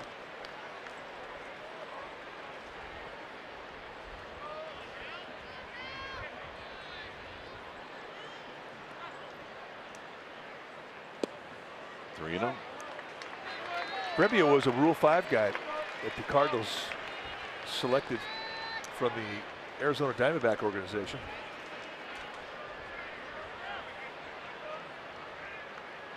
So he has to stay in the big leagues. Oh yeah, once you're a Rule 5 guy, you got to stick around. Belt to right, off the bricks and away from everybody. Belt is on the move, and he's going to stop at second. It bounced so hard, it bounced right to Pham. Yeah, I thought they caught a break, and then all of a sudden it was too much of a break as Tommy Pham was pigtailing the play. There's the 3-1 hanger on an 83-mile-an-hour breaking ball. And watch it come off the bricks. And right to Tommy Pham. So what could have been a three-base hit, with 1 out, he'll have to settle for 2.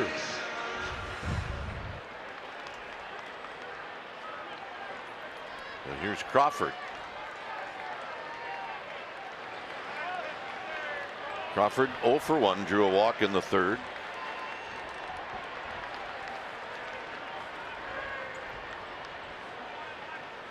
And he fouls back a fastball. That's the thing about playing right field here at AT&T. I mean, when that ball hits off the wall, I mean, you've got bricks, you got cement, you got chain link fence, you got rubber padding, you got wood. And every one of them gives you a different look when the ball comes off it on a carom. You got beer cans.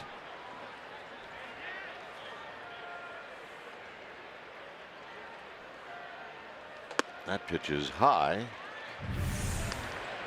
I mean, you don't normally see him come off this hard and right to Pham, backing up the play.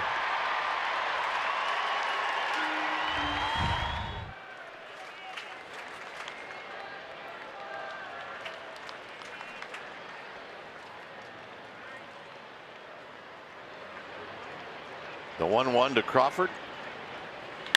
Base hit right field. Belt got a poor jump, and they're going to hold him up. Well, Bader's got a great arm in a 1-out situation. I mean, Ron Modus, I mean, he was given the green light as long as he could. But in the end, he opted wisely because I think they would have had him. It was a good throw. So here's Sandoval.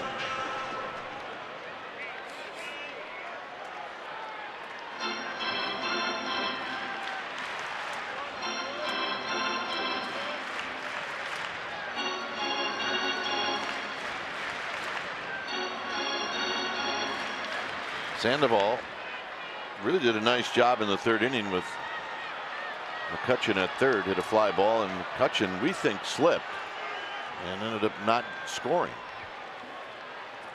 But he's back in the same spot again.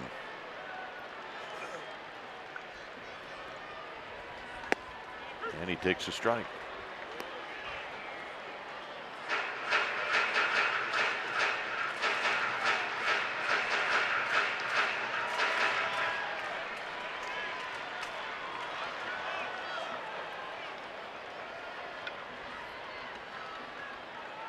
So Belt the tying run at third. Crawford at first.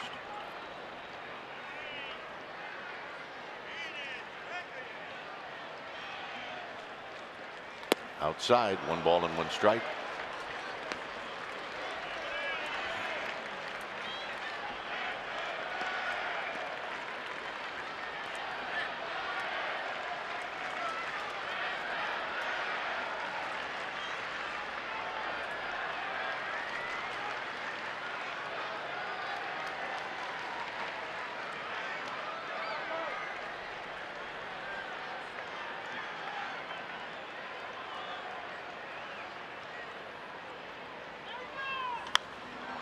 And this pop-up is out of play.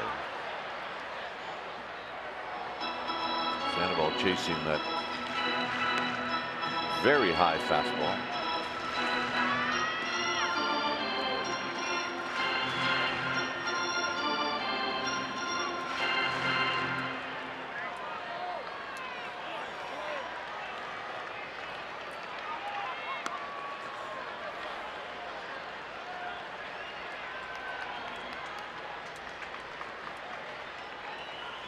Rabia looking into Pena.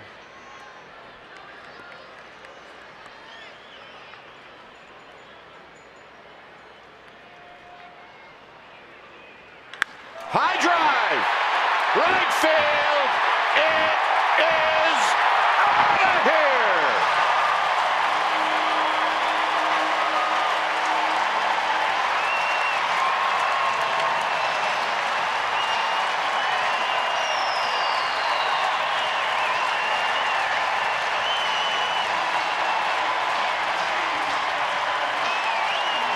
He ran into that one. Yes, he did. And he hit high off one of the water cannons and then bounced into the cove. I got to believe this was going to be a cove hit. You know, it was going into the cove. That's what I'm saying. Now let's take a look. A 2-strike swing from our splash cam. Framed perfectly. 1 bounce. Boom. I'll say that's a qualifier. Over the mound. And Hansen's going to beat this one out. Sure, the Cardinals are going to look at this. Take another look at it. I mean, this is right to where they wanted. It was not a curveball. It was a 96-mile-an-hour fastball that he just spinned on. And it was on a hanger. It was middle in. So 96-mile-an-hour fastball supplies a little of the power. Let's watch it one more time. And he knew it right out of bed. Yeah, he's hit enough in this ballpark to know what it sounds like and what it looks like. I think they need to appeal to the rules committee in regards to, is it a qualifier for a splash hit? Well, they ask us. We're the rules committee. Well, then that's got to be a splash hit. Still haven't changed it up there.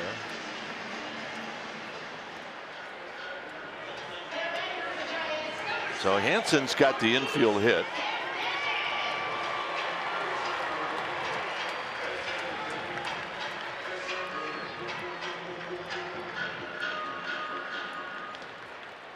And here's Gorkis Hernandez.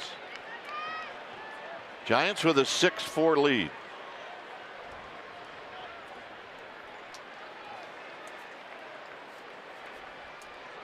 Why do I have the feeling that's not going to be the final score in this one? I just got that feel.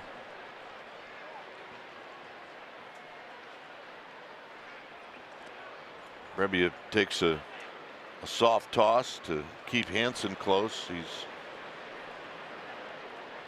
stolen 4 bases. He hasn't been caught.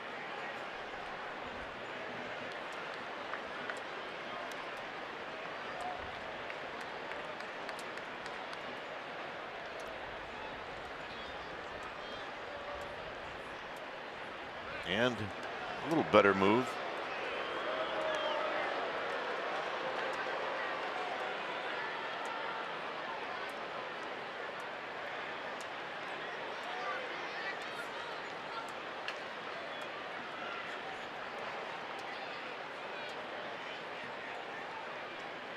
One out, and that was McCutcheon. He grounded out to open up the inning.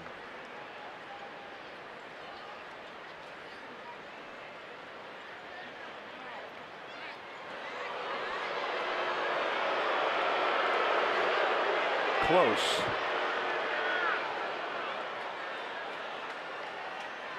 So if you're getting a lead and throwing over and you're just barely getting back, you got to figure that's about as far as you can get. Yeah.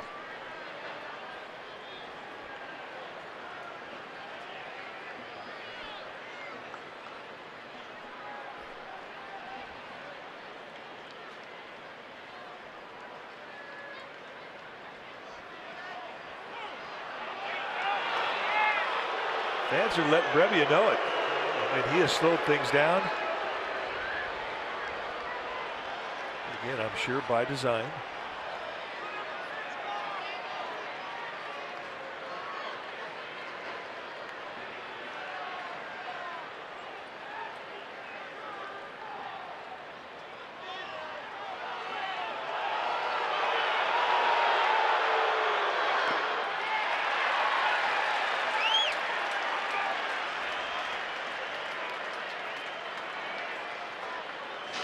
Well, I don't think whatever the fans do is going to change what Brebbia is used to doing, but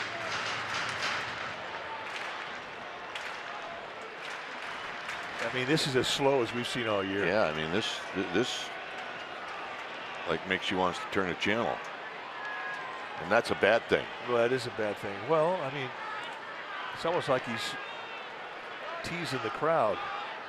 Runner goes on the ground. And Hansen's going to go to third. Is that wise? Get back. And he made it.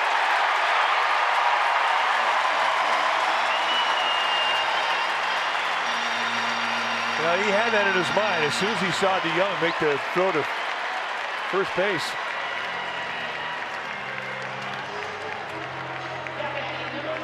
Because he never, ever slowed down. It's risky. I mean, look, you're in scoring position at second, right? Martinez got an average on him. The first baseman.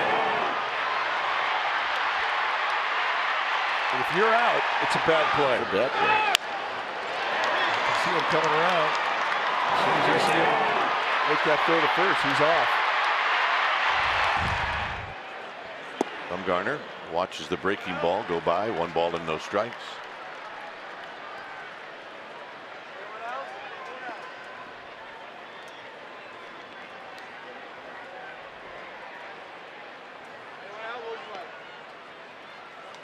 Ain't gonna miss. 1 ball and 1 strike. You know what makes it a great play when Hansen gets to third base is if Brebbia throws one in the dirt. Yes. Danny Wild pitches him in.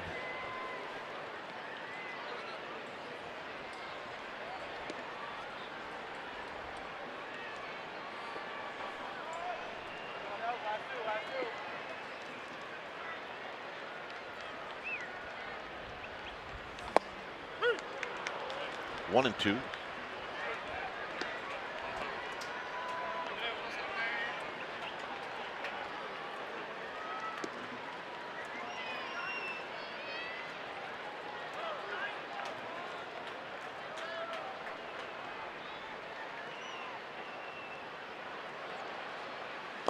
There's what you were talking about. That's what you're talking about right there. That's a nice play by Pena, the Cardinals catcher.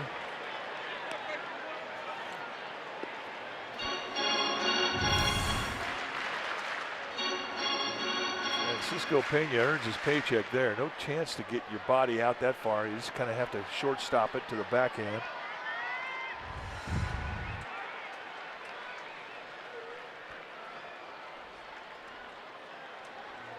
So 2 and 2 to Bumgarner.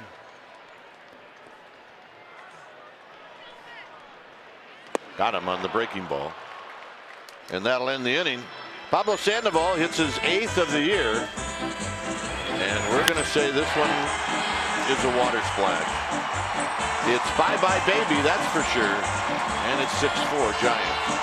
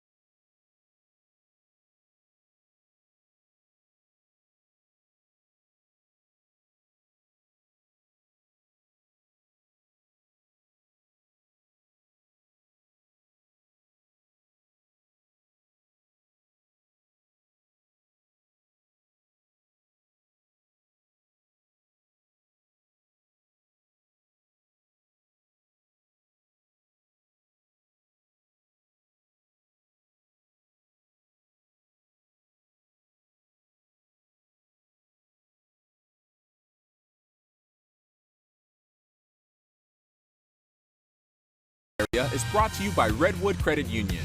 Redwood Credit Union offers full-service banking for all that you love. Federally insured by NCUA.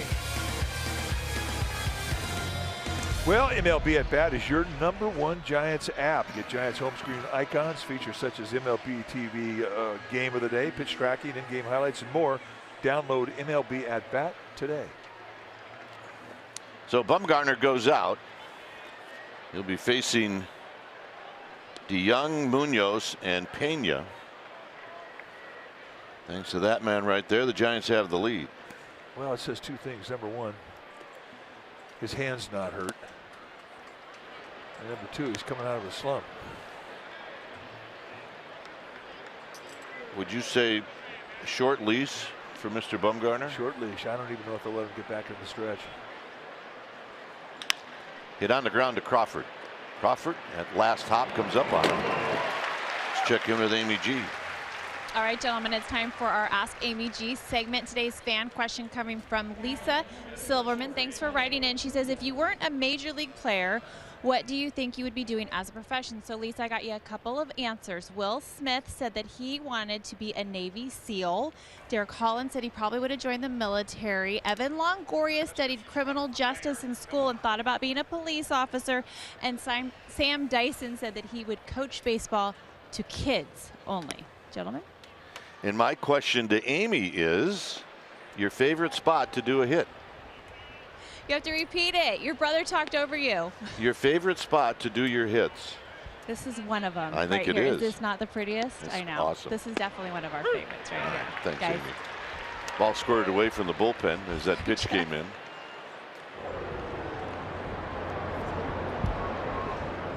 Yep. It's Mike Muldowney. Otherwise known as the mayor of Walnut Creek.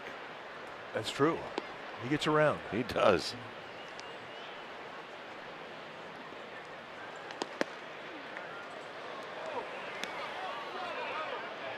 Bumgarner wanted that one. Yes, he did. 2 balls and 1 strike.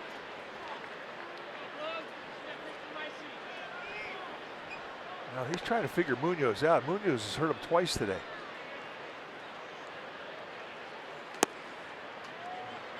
Changeup. It has really been a struggle. And we just have not seen Bumgarner have this type of command or lack of in a while. Certainly since he's come back off the disabled list.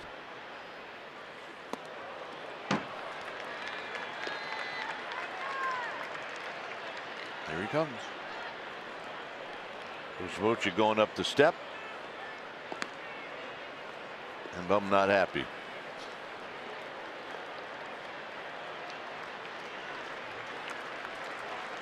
Would you say this was a grinder for him today? Oh, no question. But he got it done. I mean, he kept battling. He made what he had going work. When it's time for a change, think Speedy Oil Change and Auto Service. Your trusted oil change tune-up and smog experts. They love this guy here in San Francisco.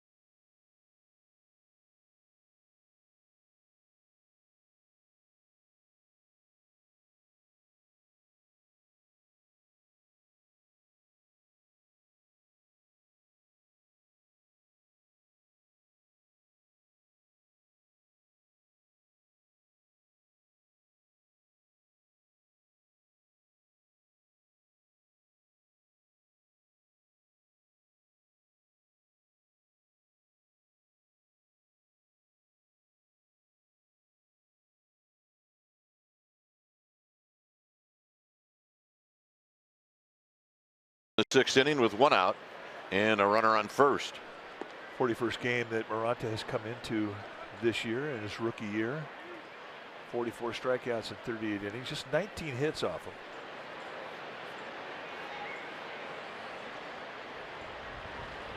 Way outside, 1 ball and no strikes.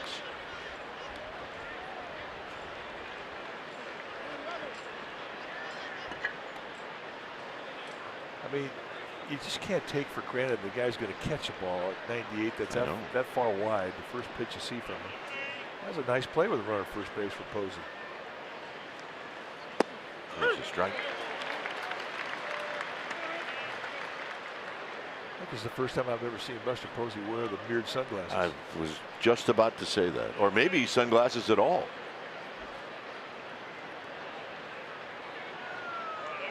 Kind of gives him that Marvel comic book character look, doesn't it? Yeah, it Swing! You're going to miss 1 and 2. All that gear on, and he's got the lens glasses. Well, the Giants bullpen since May 29th have been fantastic. 2.66 ERA. That ranks at 4th in Major League Baseball. Runner goes, swing and a miss. No throw, 2 outs. It'll be a stolen base for Munoz. I don't think Posey had much of a chance because Morante really took a long time to get rid of the ball. I mean, that's really slow. So Munoz had a great jump, but I don't think he had a great grip on the ball either coming out of the squat. So with a 2-run lead, just best eat it. Here's Greg Garcia.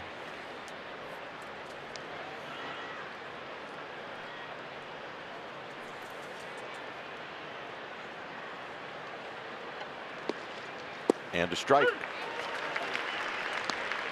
Garcia, 262, couple of home runs, 10 driven in. Guy can play anywhere.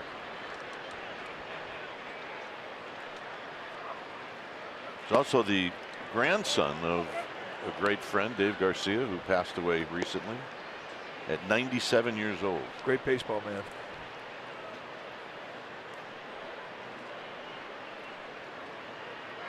One ball and 1 strike. Way outside, 2 and 1. You know, and a great baseball man, he doesn't affect just guys in his organization. He affects players in other organizations as well. He did. And that's what he was all about. Great teacher.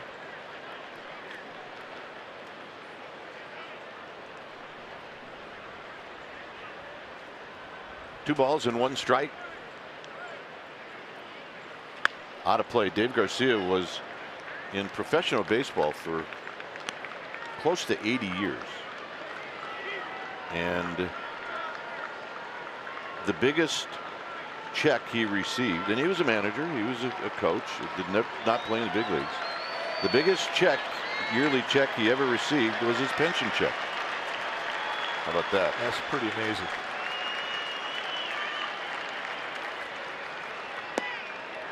Three and 2. It's a good pitch right there, though.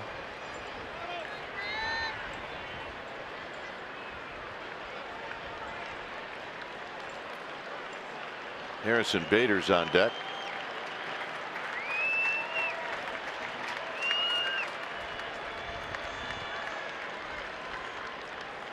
Out of play.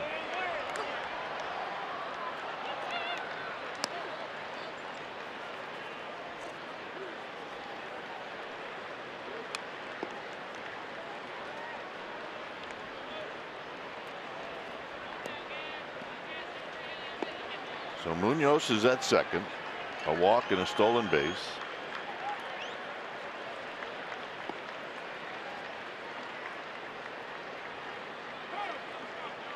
And now Garcia steps out.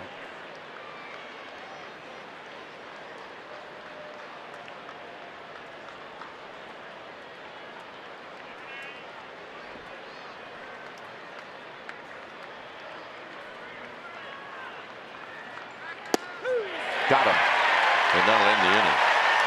98 at the knees. Woo. Giants are coming up.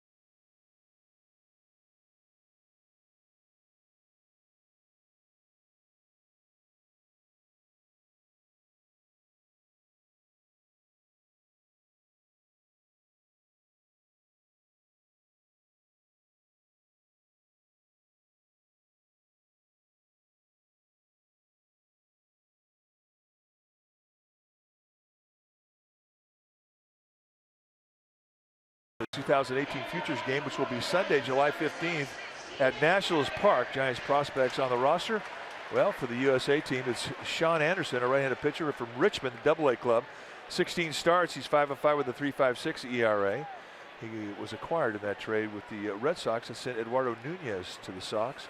And for the World team, outfielder Elliot Ramos. He's in Augusta this year. He's hitting .241. 19th overall pick in 2017. He's 18 years old. And they will be at the Futures game before the All-Star. All part of that All-Star week. When it's time for a change, think Speedy Oil Change and Auto Service. Your trusted oil change, tune-up, and smog experts. Greg Holland, veteran closer, who got over to the Cardinals late in spring. I mean, he's been kind of playing catch-up ever since. He's been having some problems with his command, but he's still got great stuff. You just saw a fastball. Fastball, curveball, slider, and they can all strike you out. Duggar takes low. Duggar, in his major league debut, has popped out, and then he struck out looking in the third, swinging in the fourth.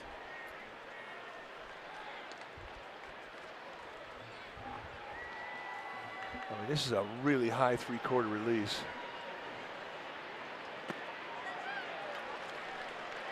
Mid-90s stuff, but his breaking balls, I mean, they are straight down biters. Sam Dyson getting ready.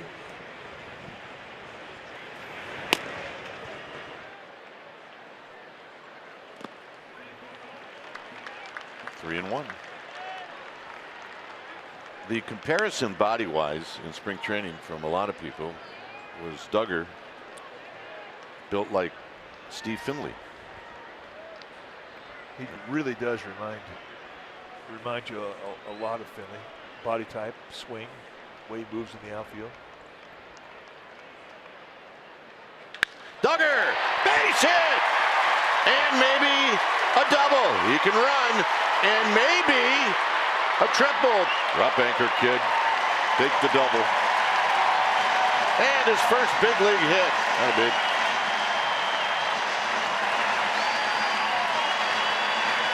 Well, it wasn't any cheapie either. And it wasn't a bum he hit off of either. And he got his first big knock off Greg Holland. And it was a beauty. Fastball away, stays down right through it. And then it's off to the races. A little bit of a stumble from Pham. Thought for a second when I first saw it, he stepped on his glove. I'll tell you what, Duggar thought about it. So here's Buster Posey. Hey, the kid's got himself a batting average. He's got an average. He's hitting 250.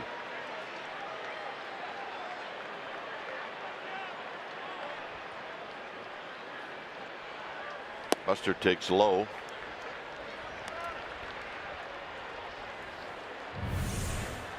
Take a look. High leg kick, get that foot down, and now here comes the throw. Stays down right through it. Hands release. Now it's off to the tracks.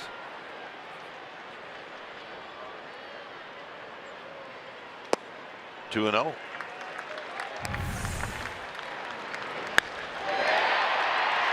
Take a look at the time from home to second.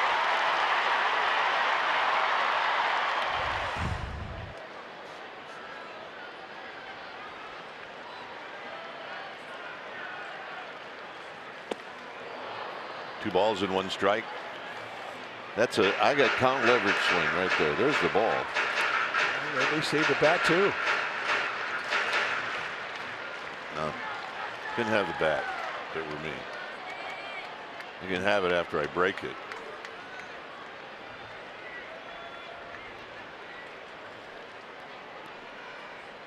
.5 seconds for Duggar from home to second. Posey out of play 2 and 2.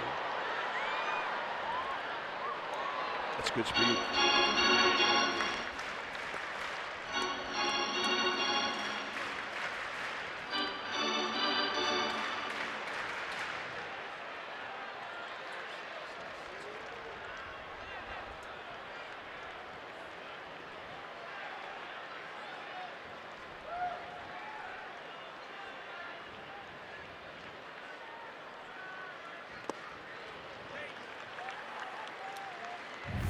All right, let's watch him go one more time.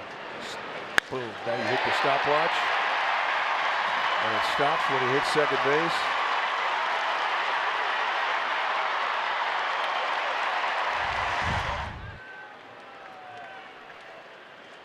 So we have him anywhere from 7.4 to 7.7. I have him 7.62, so anyway, it's fast. 3 and 2. Stopwatch fun. And the walk.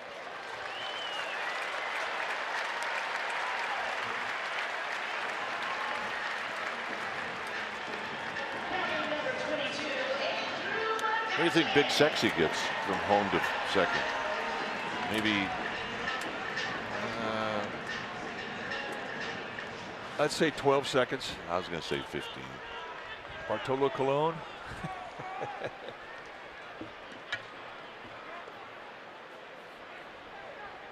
Still winning games, by the way. Yeah. We never stop. Here's McCutchen. And McCutchen takes in tight.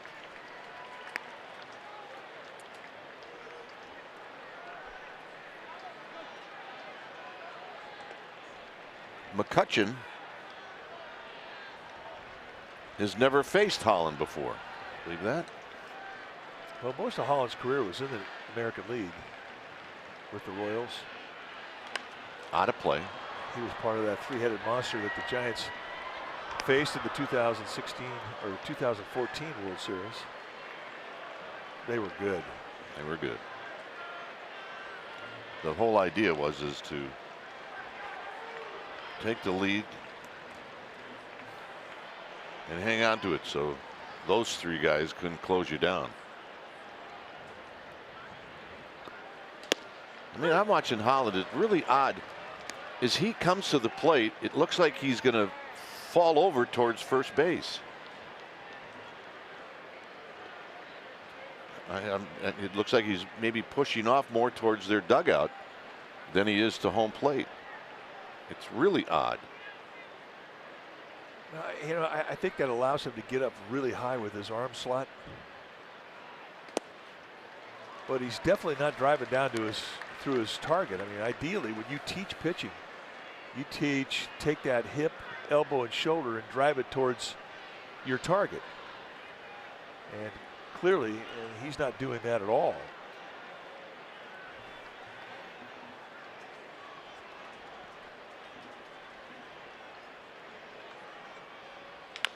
slowly hit. And they'll get to play at first. So a productive out.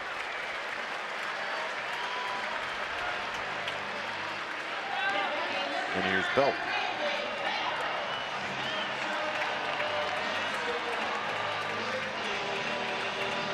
Well, Belt's had a nice game. He ignited the Giants in the 5th with a double off the bricks, but he's going to be walked intentionally.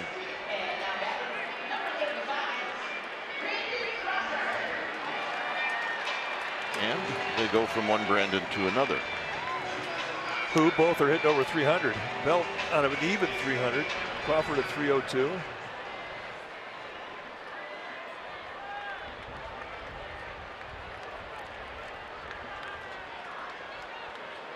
Well, Crawford has faced Holland before. He's faced him 8 times. 1 for 8 with 4 strikeouts.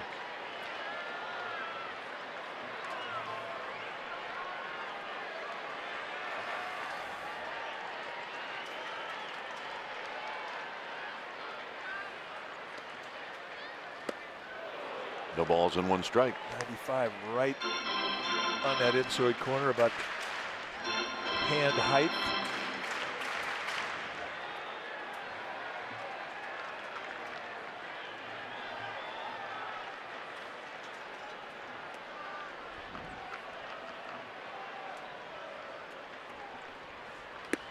Oh, 2. Backed it up. He's ladder climbing him on that inside corner. Yep. I mean, each time they've set the target on the outside part of the plate. So I'm thinking those are pretty good misses.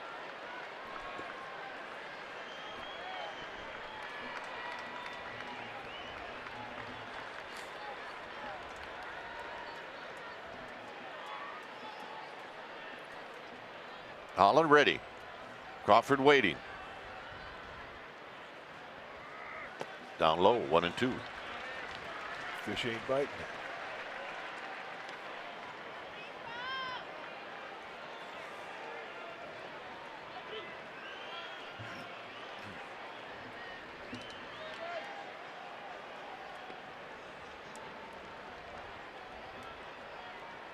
Duggar, Posey, Belt. Those are your base runners. Foul back. Ooh, and at him again. And he just missed that one. I mean, that right out there on his barrel head too.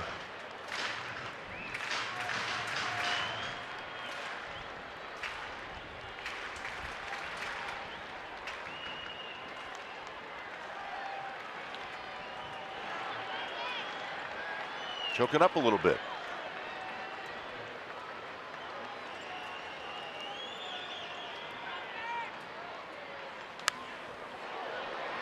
Not sure, Mike. I've seen Crawford do a lot of that. Choking up. Well, he's thinking they're trying to pound his hands. If you look at the target that Francisco Pena, the catcher's given, it's all on the outside corner. The only exception is when he threw the breaking ball. But every fastball that they've called, Pena wants the ball away. And all of them have gone in on the hands of Crawford.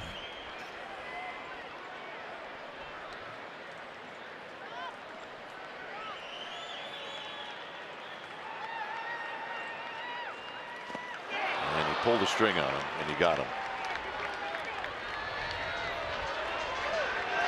Well, that's a big strikeout for Holland again. Now he faces Pablo Sandoval, who did this in the 5th inning. He took 96 miles an hour on the inside corner at the hands, and he spinned on it.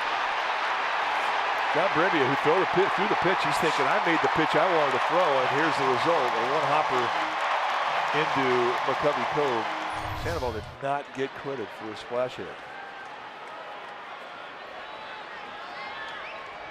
Here he is.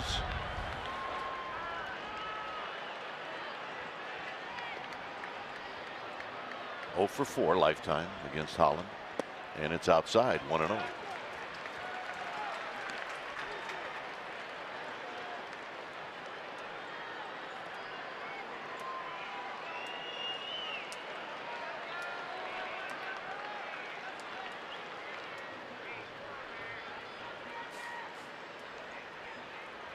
Swing.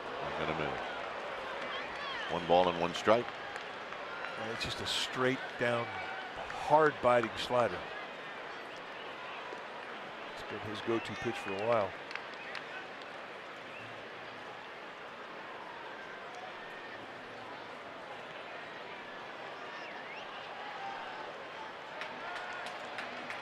So we'll do it again. 1 ball and 1 strike.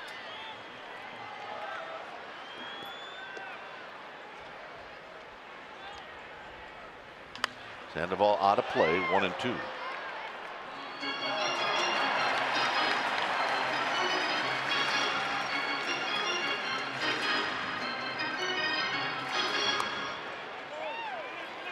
Well, this is where Holland likes to get you. And really try and bury sliders in the dirt and have you chase. Now the thing about Sandoval, I mean, he's a good low ball hitter.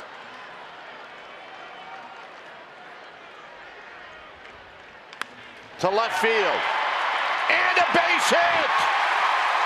Duggar scores! Posey scores! And the Panda's got a couple of more RBIs. Boy, there's that pitch. I think it may have hit the crowd. I think you're right. I mean, this is exactly where Holland wants to throw this thing, and it's about 10 inches above the plate. But Sandoval, I mean, he's a low ball guy, and he can go down and beat you. Have a day. That's RBIs number 4 and 5, and it could have been 6. But that stretches out the lead, and that's a big swing of the bat. So here's Hansen. Steven Duggar, he's got himself a batting average. Hansen, flip foot into center field. Pham's coming in. He's going to dive. He dropped it. Here comes Belt. He scores. It'll be a single and an RBI.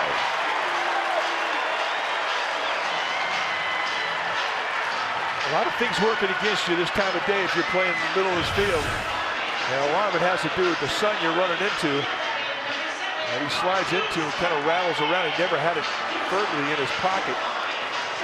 So the Giants catch a break.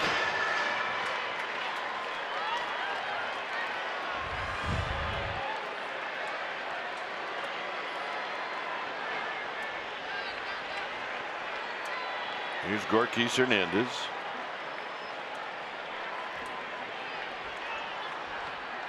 And Gorkis takes low. Hunter Pence is coming out of the dugout.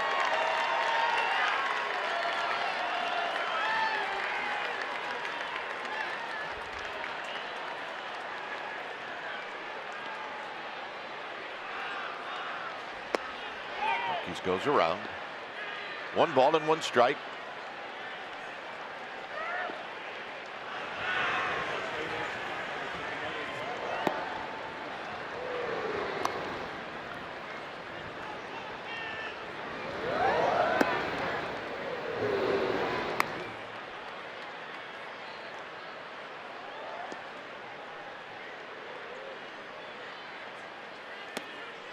Two and 1. Saw Brett Cecil, the left-hander, warming up in the Cardinal bullpen. He's the only lefty that the Cardinals have in that pen. If you're in the National League West, you see only 1 lefty in the bullpen. You think it's odd. Just about everybody's got 3 or 4. Low.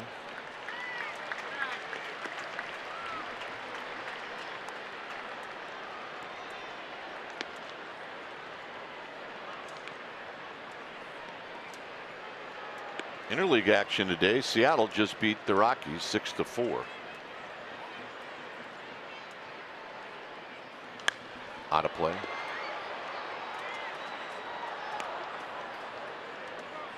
Well, from the Giants' perspective, that's a good thing. Arizona tied with the Padres in the 8th inning. Dodgers play tonight.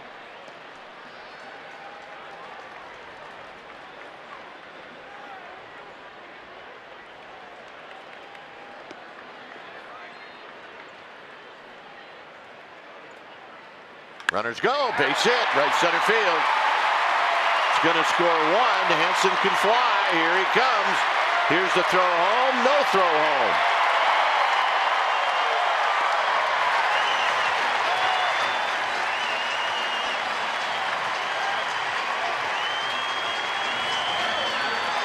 2 RBIs for Gorky Hernandez. Yeah, on a 2-hit day, this is 3-2. This is on the outside corner, and he does what you're supposed to do with outside location. You go the other way.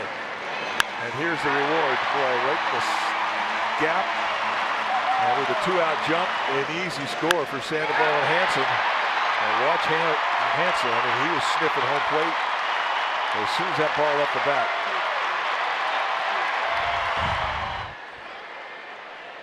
So Pena's going to go out. This is probably to give the bullpen a chance to get loose. And you would think Mike Matheny would be going out right after this. Well, this has got to feel pretty good to the Giants. I mean, they just have not had a whole lot of offense going here this last week. And today, they're starting to get a few breaks. Balls are starting to fall.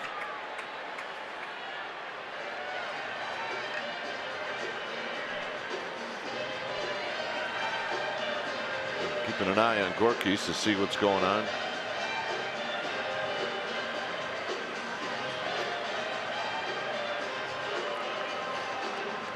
I don't know if it was running Mike why maybe he stayed at first instead of going into second. I was very concerned. Bruce Bochy coming out to find out what the problem is. When it's time for a change, think Speedy Oil Change and Auto Service. Your trusted oil change tune-up and smog experts.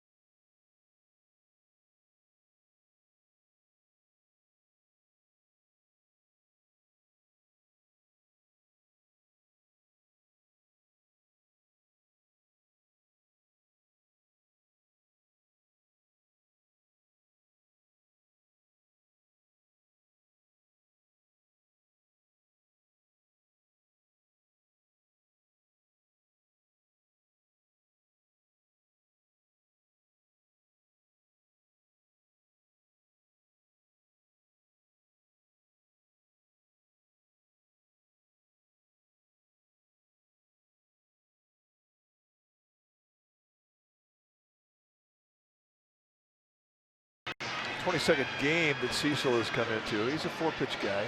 And all the numbers are good on his card with the exception of the base on balls. 14 walks in 19 innings against 12 strikeouts.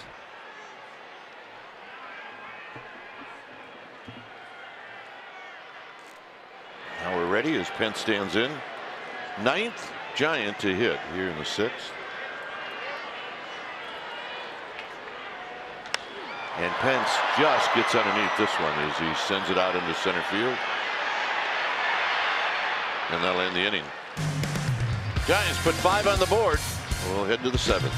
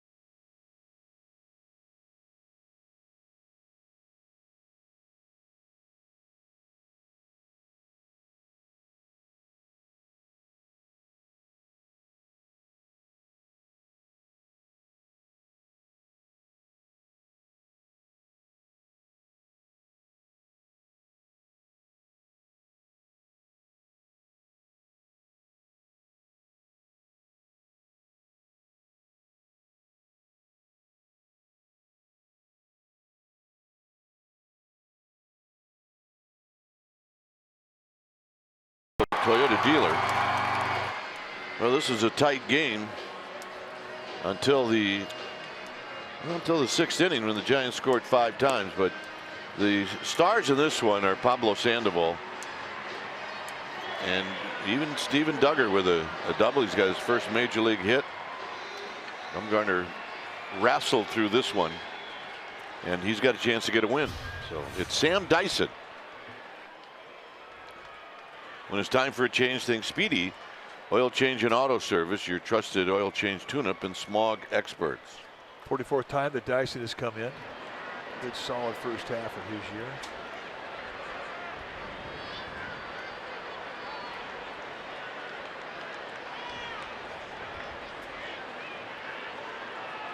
And the pitch, a call strike to Harrison Bader.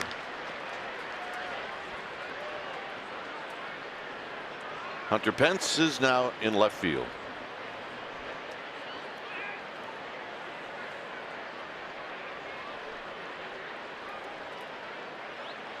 In tight. Tommy Pham on deck. And then Martinez.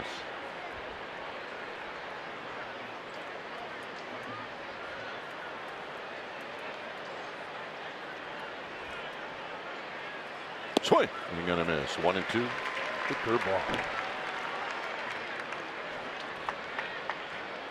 He said something between innings today, and it really does ring true.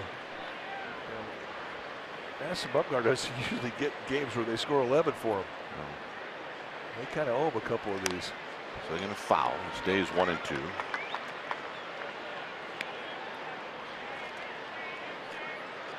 Hey, meanwhile, out in the Cove, that's the hat of the year right there.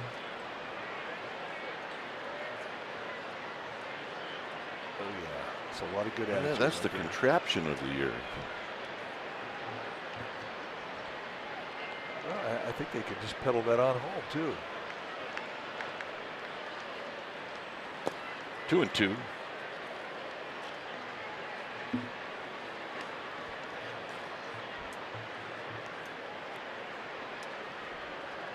I think the fenders were an add-on. First time they took it out for a spin, maybe mom got wet. I think you're right. 2-2 pitch. Up the middle, over the bag, and a base hit.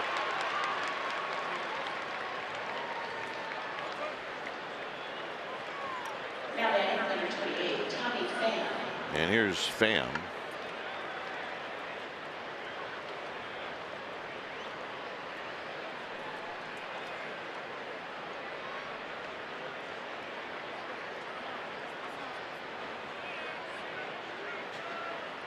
Mike Matheny thinks something's going on with Bader.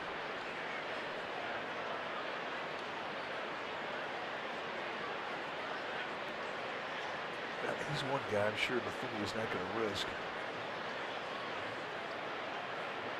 I mean, he's a running machine.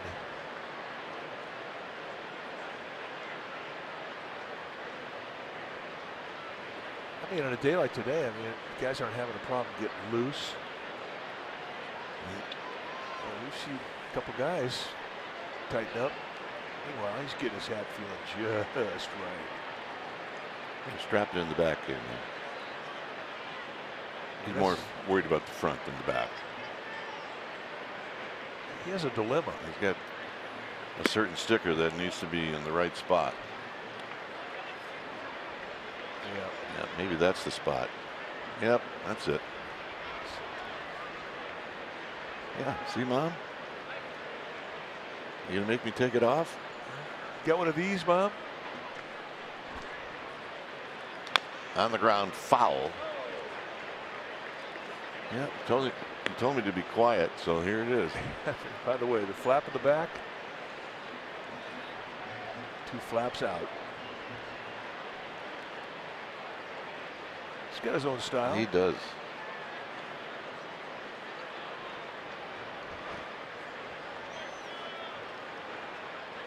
Swing. He ain't gonna miss. 1-2.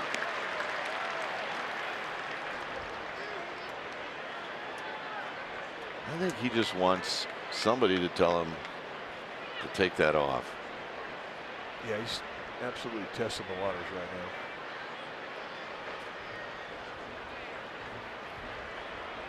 now. Out of play. It stays at 1-2.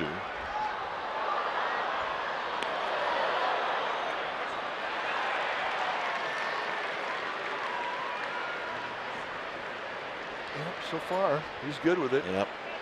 It's my mom. Just don't eat it. Put it in your mouth, and we're good. 1-2. Foul again. Dyson can get hitters to chew their legs up with that hard sinker it is.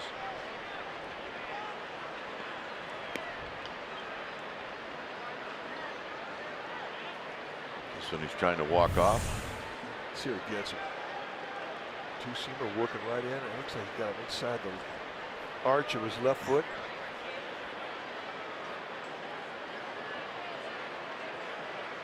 Oh, on top of the foot.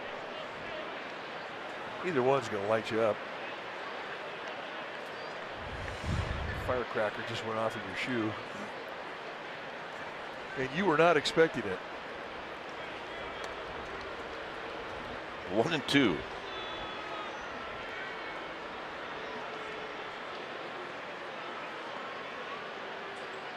Outside 2-2.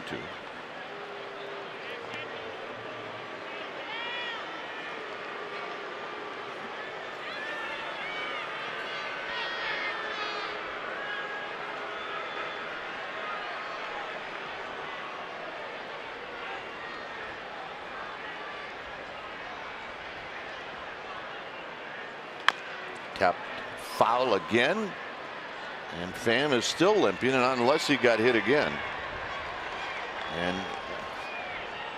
he may be done. Yep. Well, when you get hit there one time. Yeah, I don't know, Mike, if he got hit there again. I just think this is from the first time. Well, he tries to come out of the box hard. Now, it did not hit him there. But as he puts weight on the foot to dig out and start running, you can see a grimace right there. I mean, he could have broken his foot. Yep.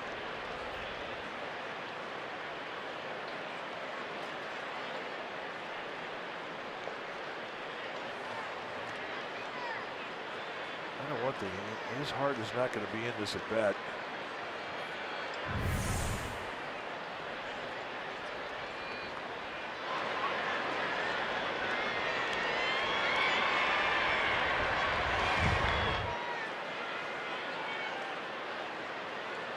I mean, you really can't describe it. I mean, I don't know how guys continue. I really don't. When they toe themselves or hit it off the top of the foot.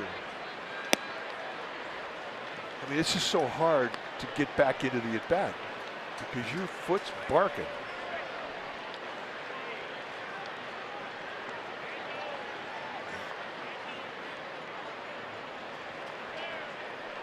Well, you got to throw another sinker down the head, don't you? I'll try to get a ground ball.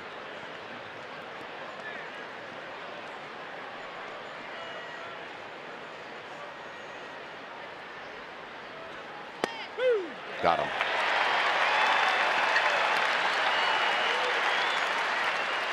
So he comes back with the fastball with sink, and he gets the strikeout. That is big movement. If he takes a swing at that, he's going to do one or two things: blow his bat up or hit himself with a foot again. Here's Martinez. And a couple of hits off of Bumgarner. 2 for 3.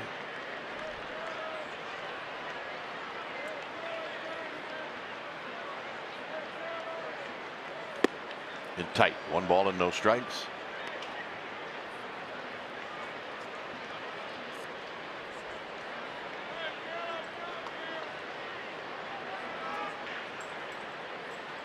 Ozuna is on deck. We are in the top of the 7th inning.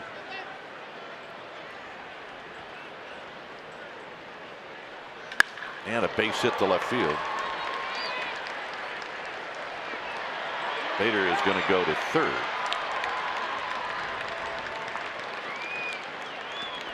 3 hits for Jose Martinez.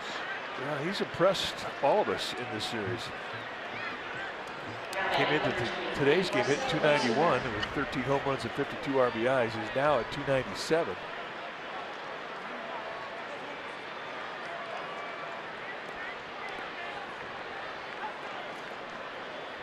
Here's Ozuna with 1 hit.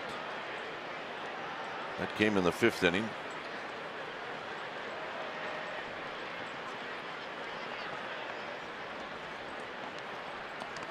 And he takes a strike.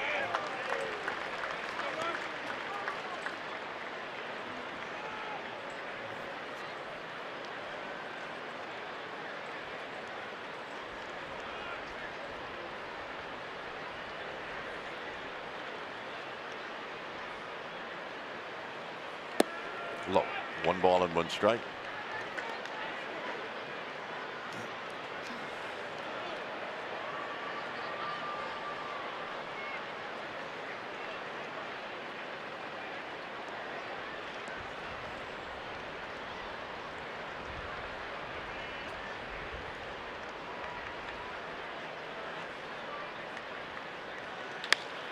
Center field.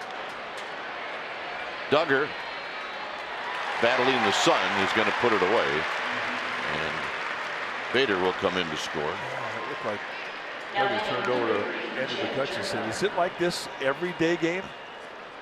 Yeah, pretty much. Because that was a wrestling match. I don't even think he saw it at the very end, because at the very last instant he turned his head away.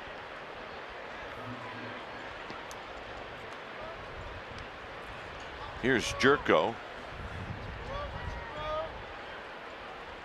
Jerko takes in tight.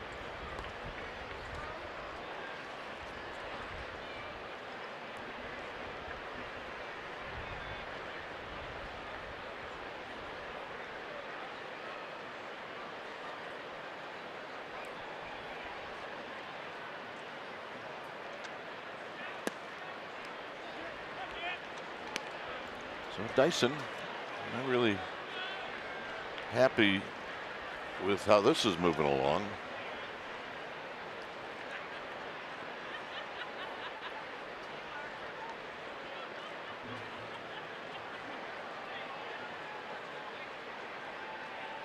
Swinging a foul. 2 balls and 1 strike. Well, it's nice when you have to come into a fastball count with a fastball that you can put the type of movement that he can put on his sinker, because it's big today. Yep.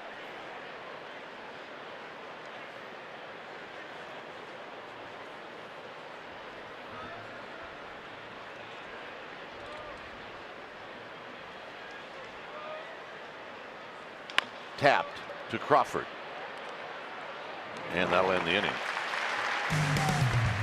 Bottom of the 7th coming up. Top of the order, Duggar. He'll hit first.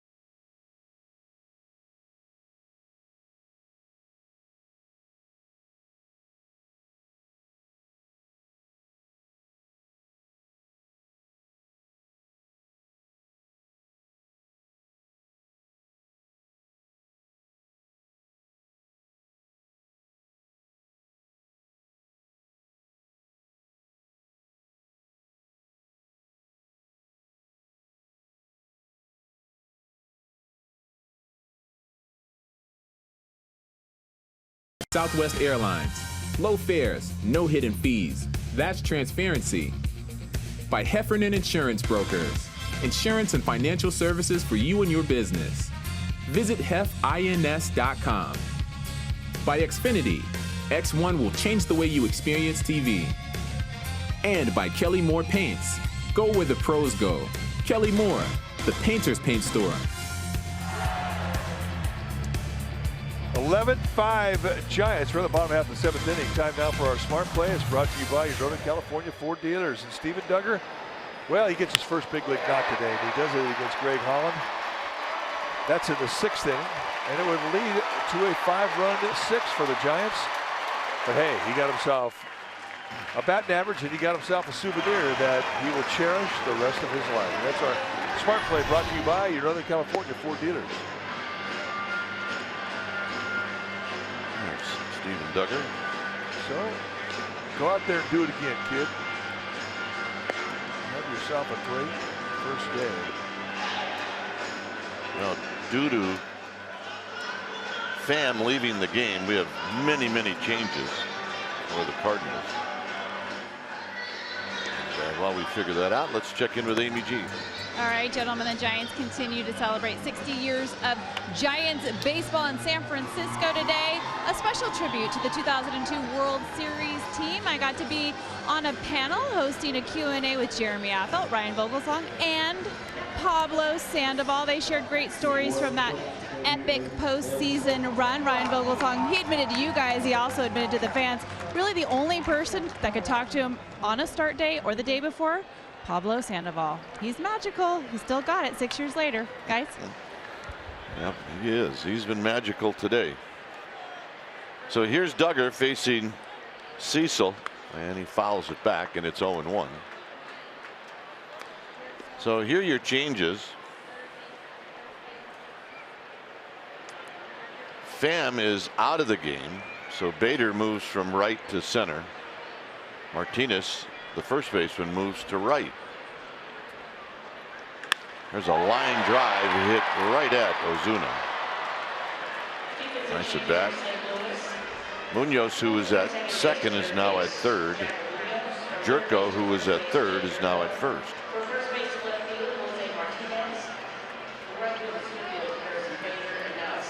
Here's Buster Posey.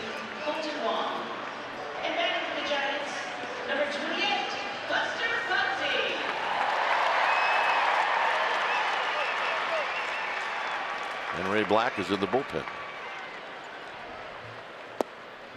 Buster takes low. And that's what those changes look like. Buster scored twice. He's 0 for 3. And he takes the ball 2-0. There's Ray Black. And he just trying to calm the 162 beat heart rate he's got going right now.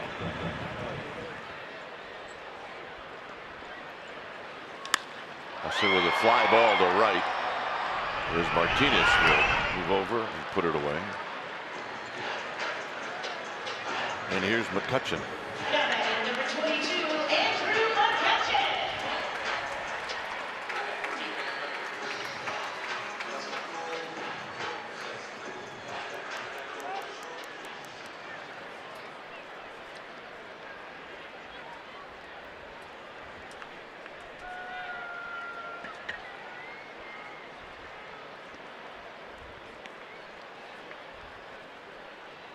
McCutchen lines this one over the glove of DeYoung, and he's aboard.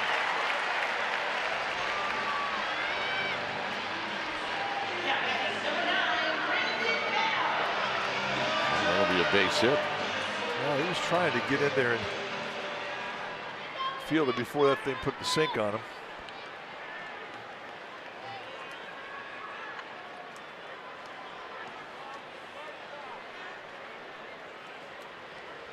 Cecil's not really fooling anybody right now. Here's Belt. Belt has 2 hits. Been on base 3 times. And he takes a low.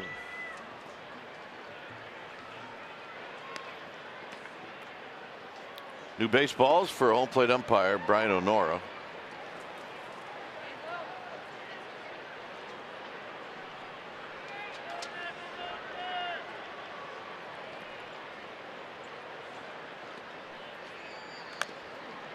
Fouls this one off his foot.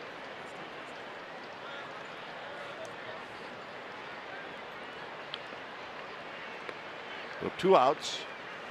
And McCutcheon at first. We're in the 7th.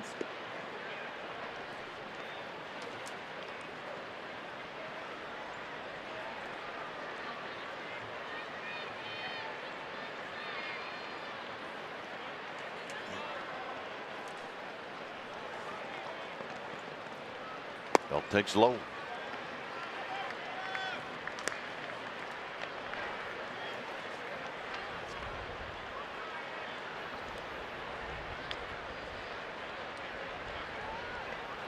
Giants will see 2 left-handers in the upcoming series against the Cubs as Belt fouls it out of play. It'll be Kyle Hendricks in tomorrow night's game, and then the lefties Quintana and Montgomery. And so have Suarez, Cueto, and Rodriguez. Lester started today.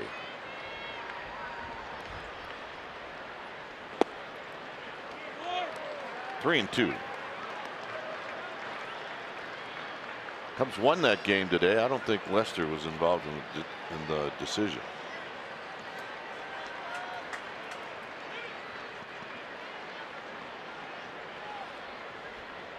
The pitch, and Belt takes the walk.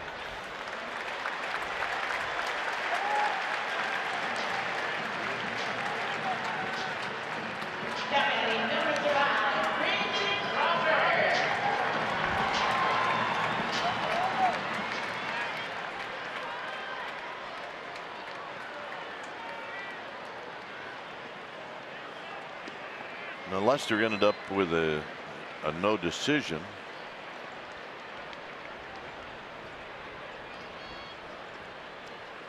So here's Crawford.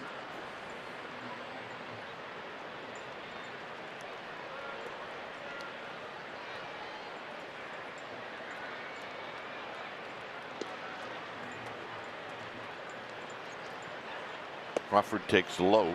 Crawford 1 for 3. He singled in the 5th inning, the inning where the Giants scored 3 times.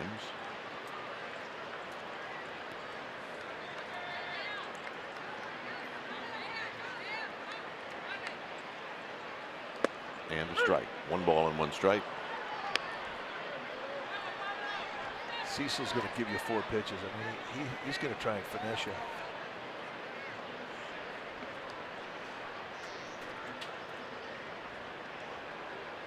His fastball, 88, 90-ish.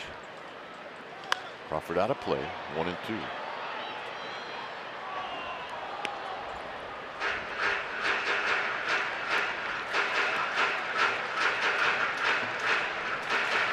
One thing, there's going to be a few ice bags handed out by both teams after today's game. The Cardinals will get on a plane and go to Chicago. They got a day off tomorrow. We'll take on the White Sox on Tuesday.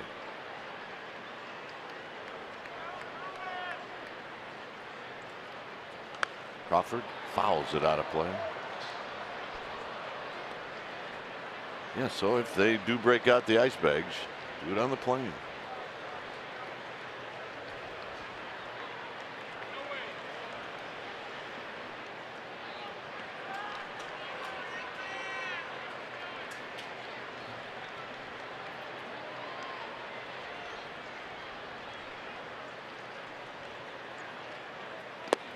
Two and 2. One thing you cannot have a fear of if you're going to be a professional athlete is the ice bag. I wasn't big on sticking my foot in a bucket of ice. I hate it. But ice bag's not a problem. You walk in there sometimes, there'll be guys with 5, 6 ice bags strapped on them. Arm, shoulder, back, knee. the guys that get into the ice whirlpool. Ooh. Yeah, I could do that.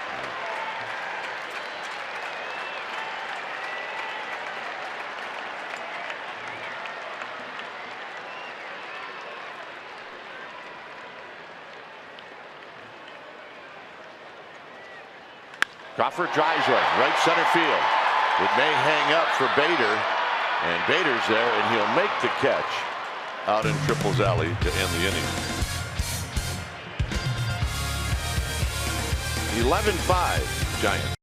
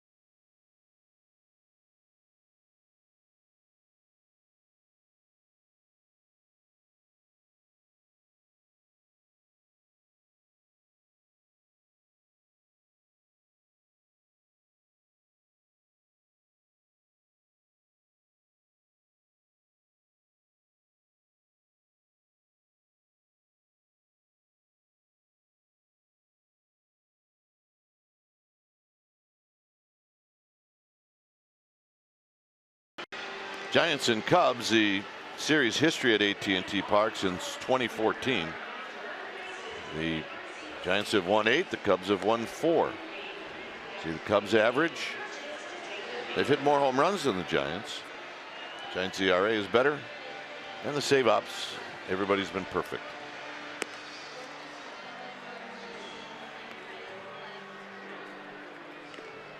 (11-5) Giants, and there's the new pitcher, Ray Black. Well, for Ray Black, it's been an unbelievable journey to get here.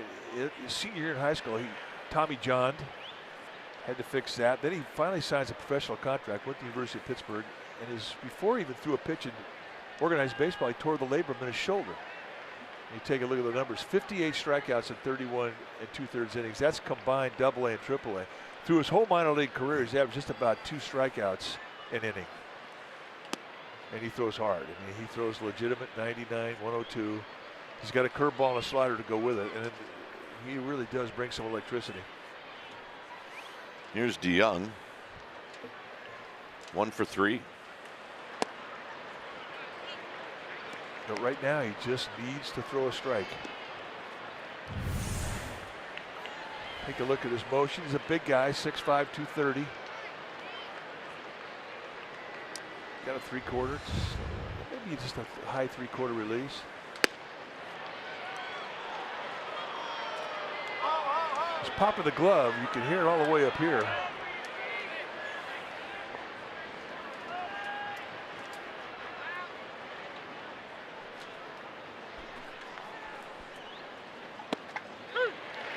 And throws a strike. That's a little help, and I like an umpire that will look for strikes in this situation. 3-0. Sometimes for a pitcher, all you got to do is throw that first one in there and you're relaxed. Couldn't help him on that one. It's a walk. And here's Munoz.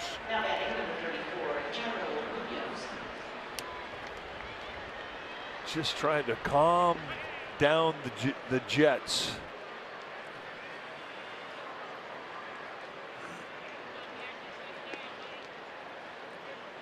never have more adrenaline in your life than right now.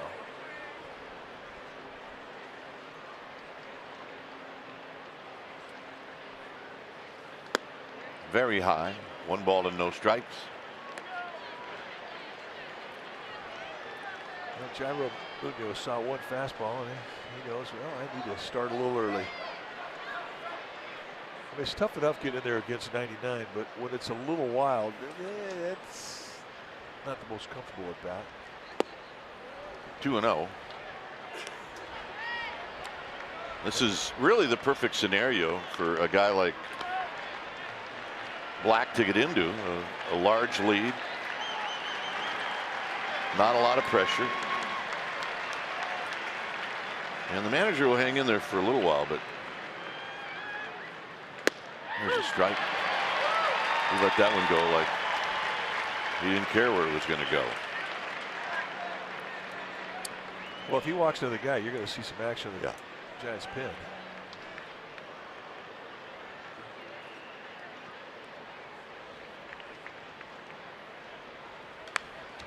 Healthy rip and a foul back. It's 2-2. And that was a 100-mile-an-hour fastball.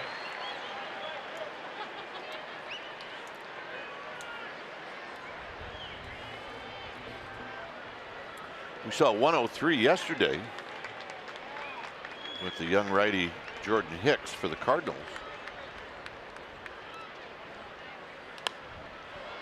How did he foul that pitch off? I have no idea. I mean, Jairo Munoz, I don't think he's ever seen Ray Black. And certainly, when that's the case, you don't know what his breaking ball's like. And for a guy that throws 100, you're at a big disadvantage. So fighting that one off is impressive. Look out. 3-2. And that singed the birds on the chest of Jairo Munoz.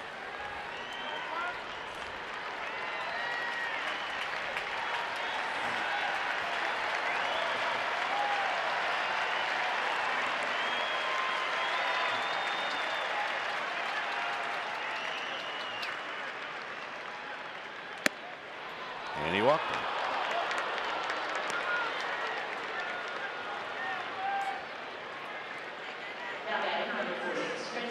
So Kurt Young going to come out. This is not going to be anything more than just speak in low tones, calm him down. I think that's one of the toughest things to try and coach a guy through is an adrenaline surge. Because he literally doesn't have a great feel from the elbow all the way down to his fingertips.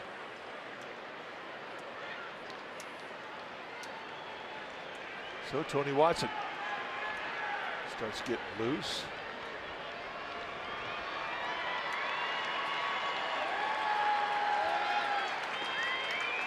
It's Francisco Pena who's going to be the hitter.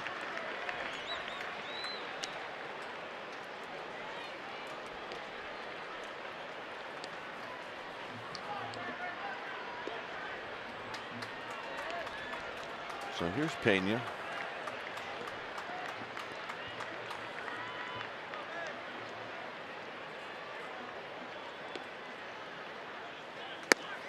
Ball and no strikes. I wouldn't think it didn't take long to get to home plate once it leaves his hand.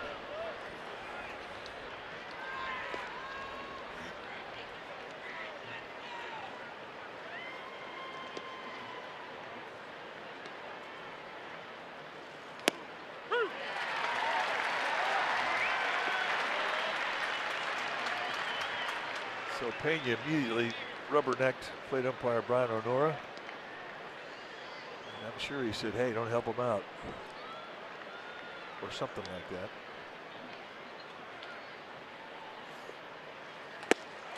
One and two.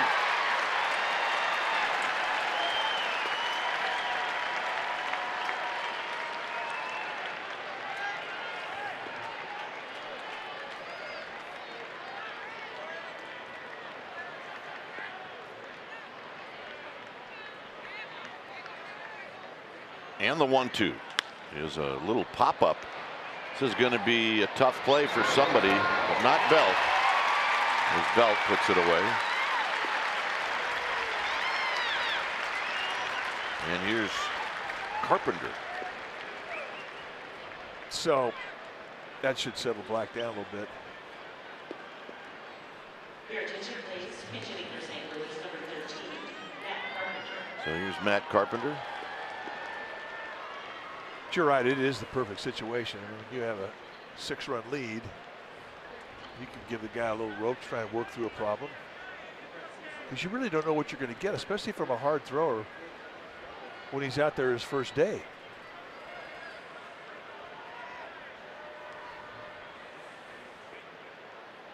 Now, if this was a 3-run game, obviously he's out of the game. Yep. With a 6-run lead, you've got a mulligan or two to play with. And you want your young arm to get comfortable. High and deep to right. And into the water. 11-8.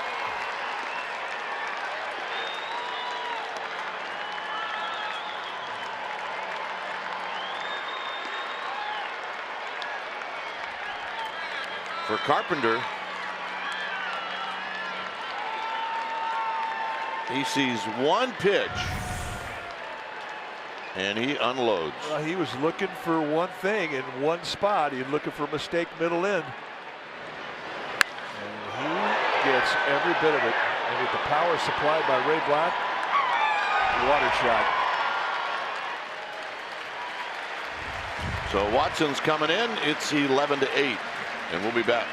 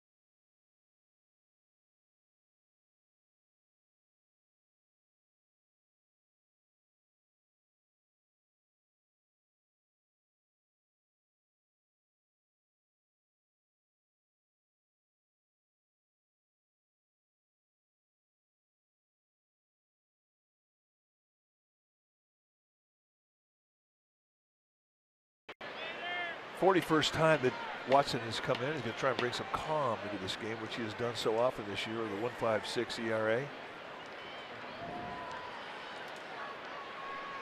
Puspochi had a mulligan to give, and he just gave it. Bader takes a strike. Singled off of Dyson in the 7th and eventually scored.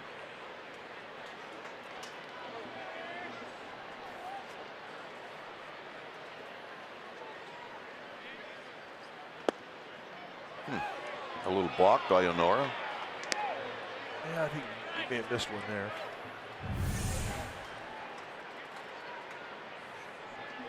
Yeah. That was an umpire's block.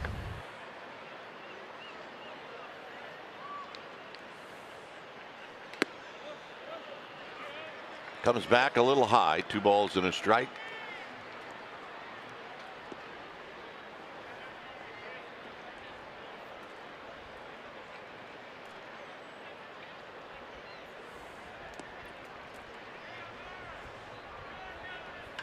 Tapped foul.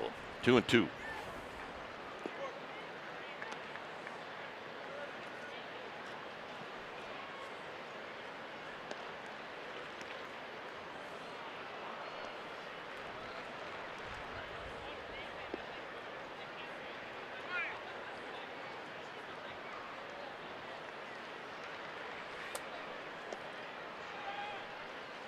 Foul back. Good rip by Bader.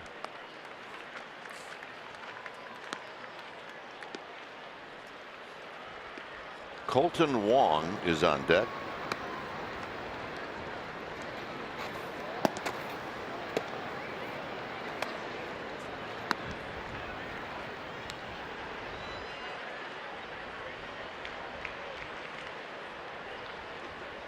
Got him. Change up for the payoff pitch. If you're looking for the Warriors Summer League coverage of the Warriors Rockets game, it's coming up next and available right now on NBC Sports Bay Area Plus, which can be found on the channels listed on your screen. Now, if you can't find NBC Sports Plus, log on to NBCSportsBayArea.com or call your TV provider.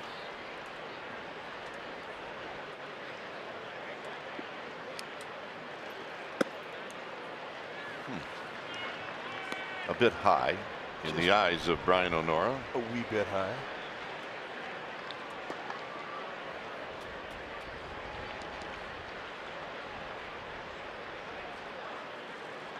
There's a strike.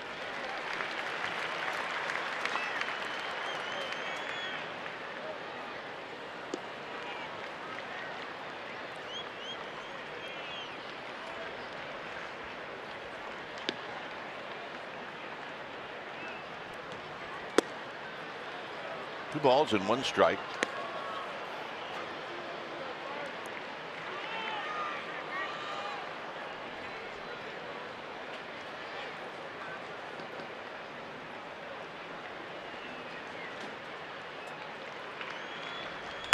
Center field.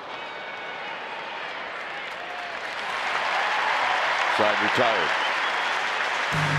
Pablo Sandoval is going to lead things off.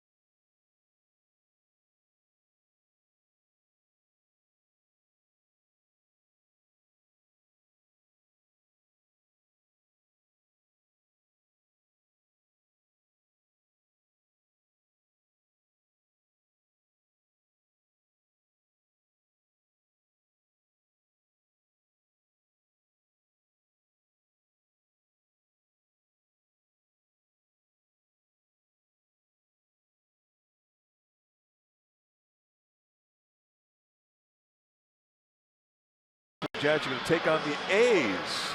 First 3 of 6 against Oakland. You can celebrate Flashback Friday by purchasing a special event ticket to Friday, July 13th, and receive a retro Battle of the Bay t-shirt. For tickets or for more information, you can buy direct at sfgiants.com.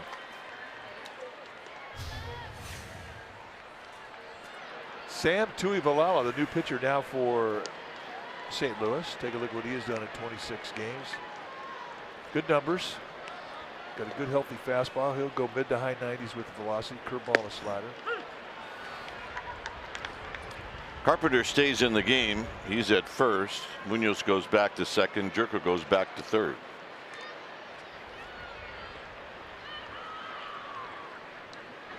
Sandoval lines this one into center field, and it's going to fall.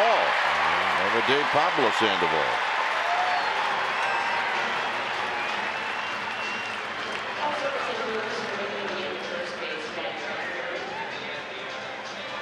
Sandoval's third hit. Started out this game 0 for 2. A strikeout and a fly ball. Will Smith is getting loose.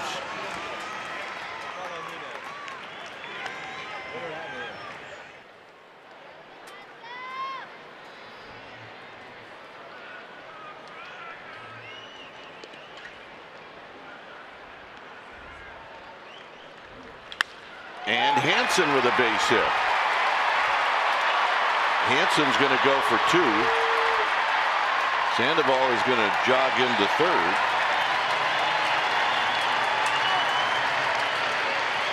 And it looks like Darno's going to get an at bat.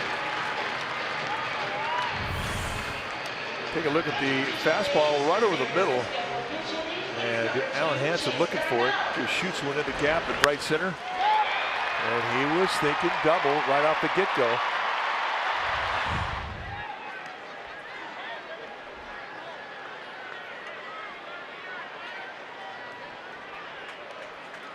Chase Darno, been with Pirates, the Phillies, the Braves, the Red Sox, the Padres, and now with the Giants. He's having a pretty decent year in AAA. And he takes a strike. Infield is in. Ty Block is going to join Will Smith. Well, if the lead stays at 3, you're going to see Will Smith. If the Giants extend it beyond that, you're going to see Ty Block. Darno with a fly ball into center field. And Bader is going to catch and throw all the way through. That's the one arm they're not going to challenge. It is the best arm in the outfield for the Cardinals. Here's Hunter Pence.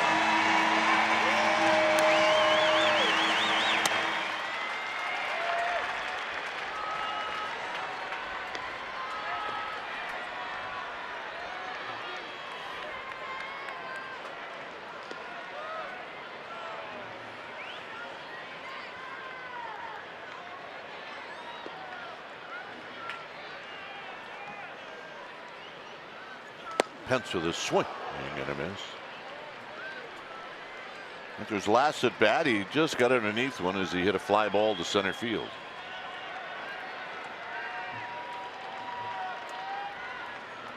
Duggar's on deck.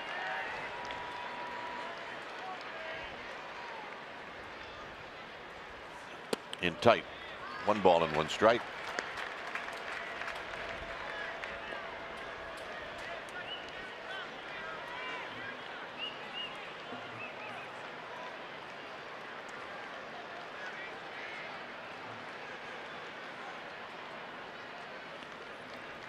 The pitch.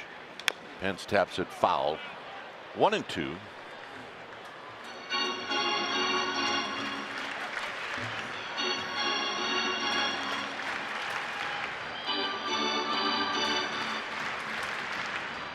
The Padres and Diamondbacks are headed to the 11th.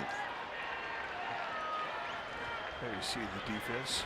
Infield pulled in. One guy trying to hit a flat ball. One guy trying to get a strikeout.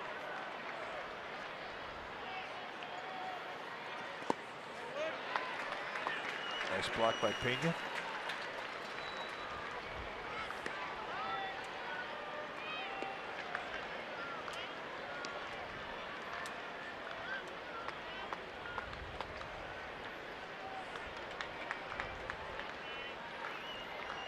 Sandoval at third, Hansen at second.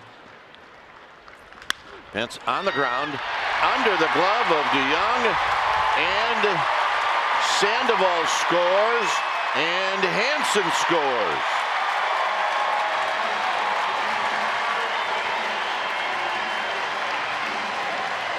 There will be an error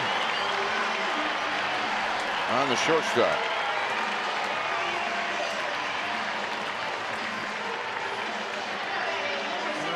DeYoung not happy with it. Tried to choke it off before the bounce got big. It scooted underneath the glove. That's a two-run mistake. And here's Duggar.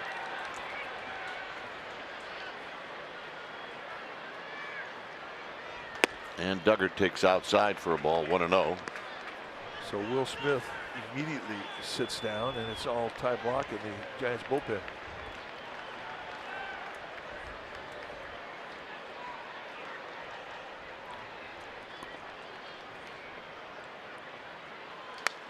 Foul back. If you're looking for the Warriors Summer League, coverage of the Warriors Rockets game is coming up next and available right now on NBC Sports Bay Area Plus, which can be found on the channels listed on your screen. Now, if you can't find Plus, log on to NBCSportsBayArea.com or call your TV provider. Here's the 1-1 to Duggar. Swinging a tapper off the glove. Duggar can run, and he's got a base hit. Two-hit day.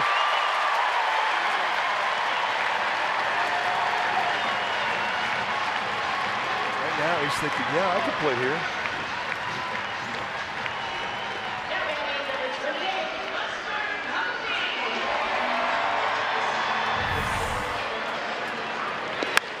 Ball hits off of Tuilawa, and then once that happened, there's just no way that Munoz could redirect and come back and get enough on the play. Duggar, as Kipe said, runs it very well, and he doesn't got to give you much of a second chance.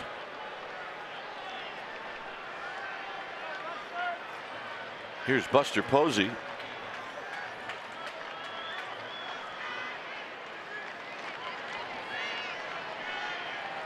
Buster with a swing. I'm gonna miss. Laying in the weeds for a fastball.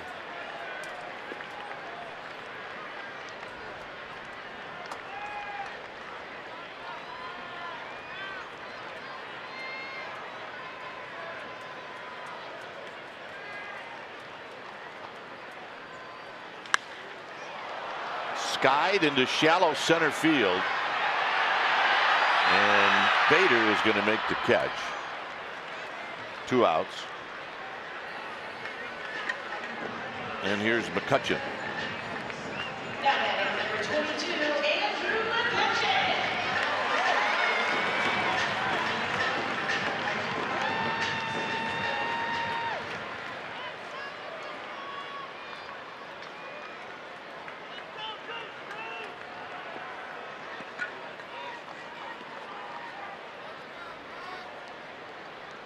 McCutchen's got 3 hits today. Giants have 17 total.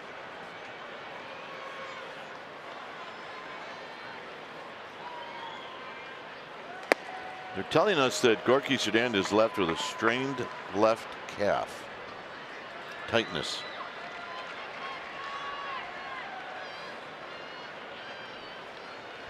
No sense risking it. And that's why he left the game. Outside to McCutchen.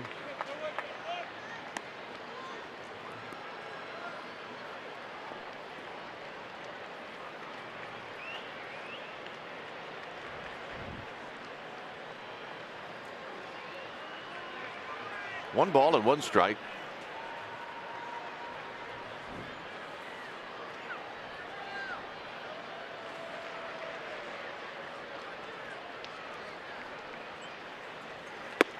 And a strike. 1 and 2.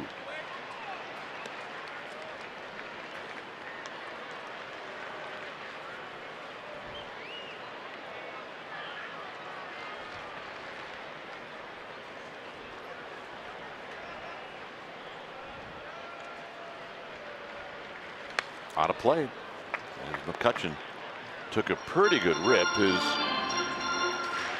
3 hits today have all been singles. 1 knocked in a run. And he's got his average up to 263.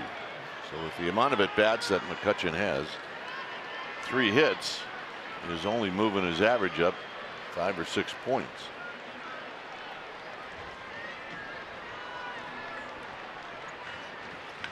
On the ground, foul. Almost 4 hits.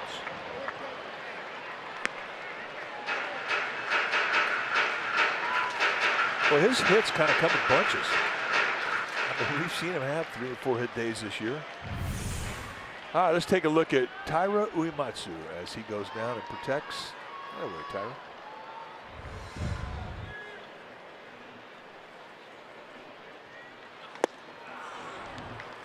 And that'll end the inning. Giants add 2. Block is coming in.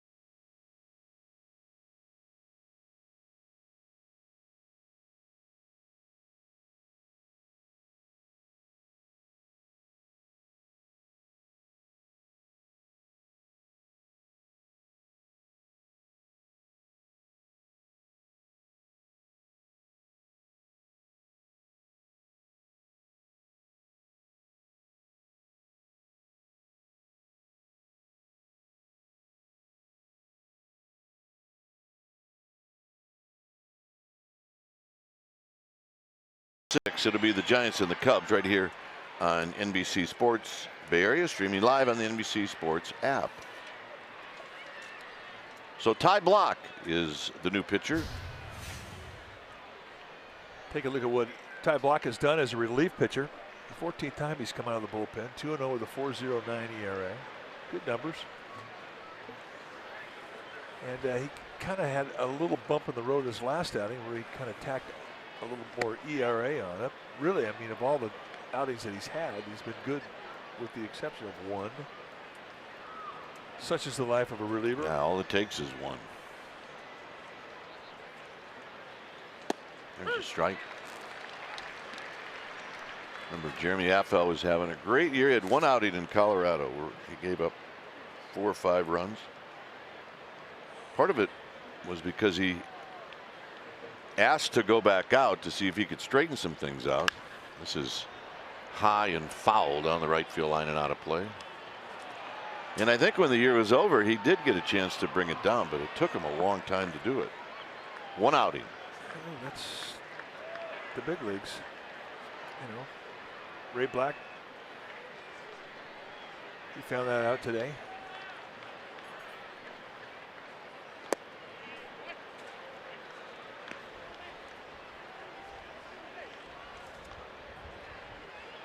Ray Black gave up 3 runs in a third of an inning, so his ERA is at a nifty 81.00. So now he starts the process of whittling it down.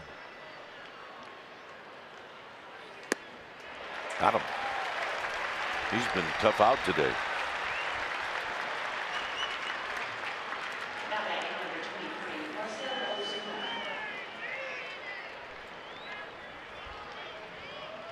There's Ray Black. But hey, you know what he's got? He's got a big league ERA. Yes, I know it's 81.00, but it's better than having no big league. He's got a day on the pension plan. Yeah. There's a call strike to Ozuna.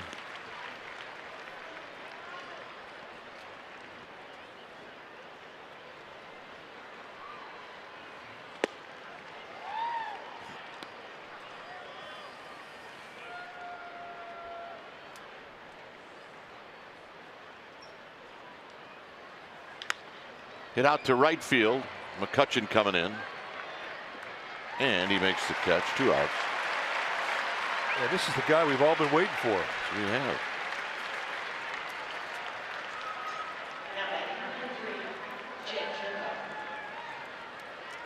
Here's Jerko.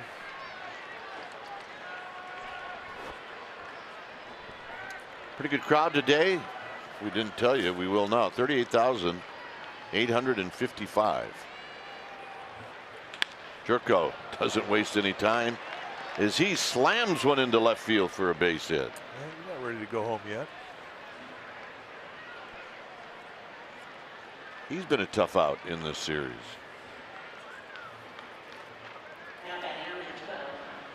Giants knew it was going to be tough. The Cardinals had come in swinging the bats.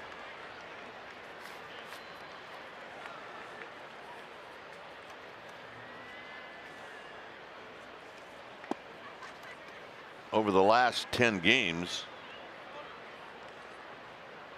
their bump in the road came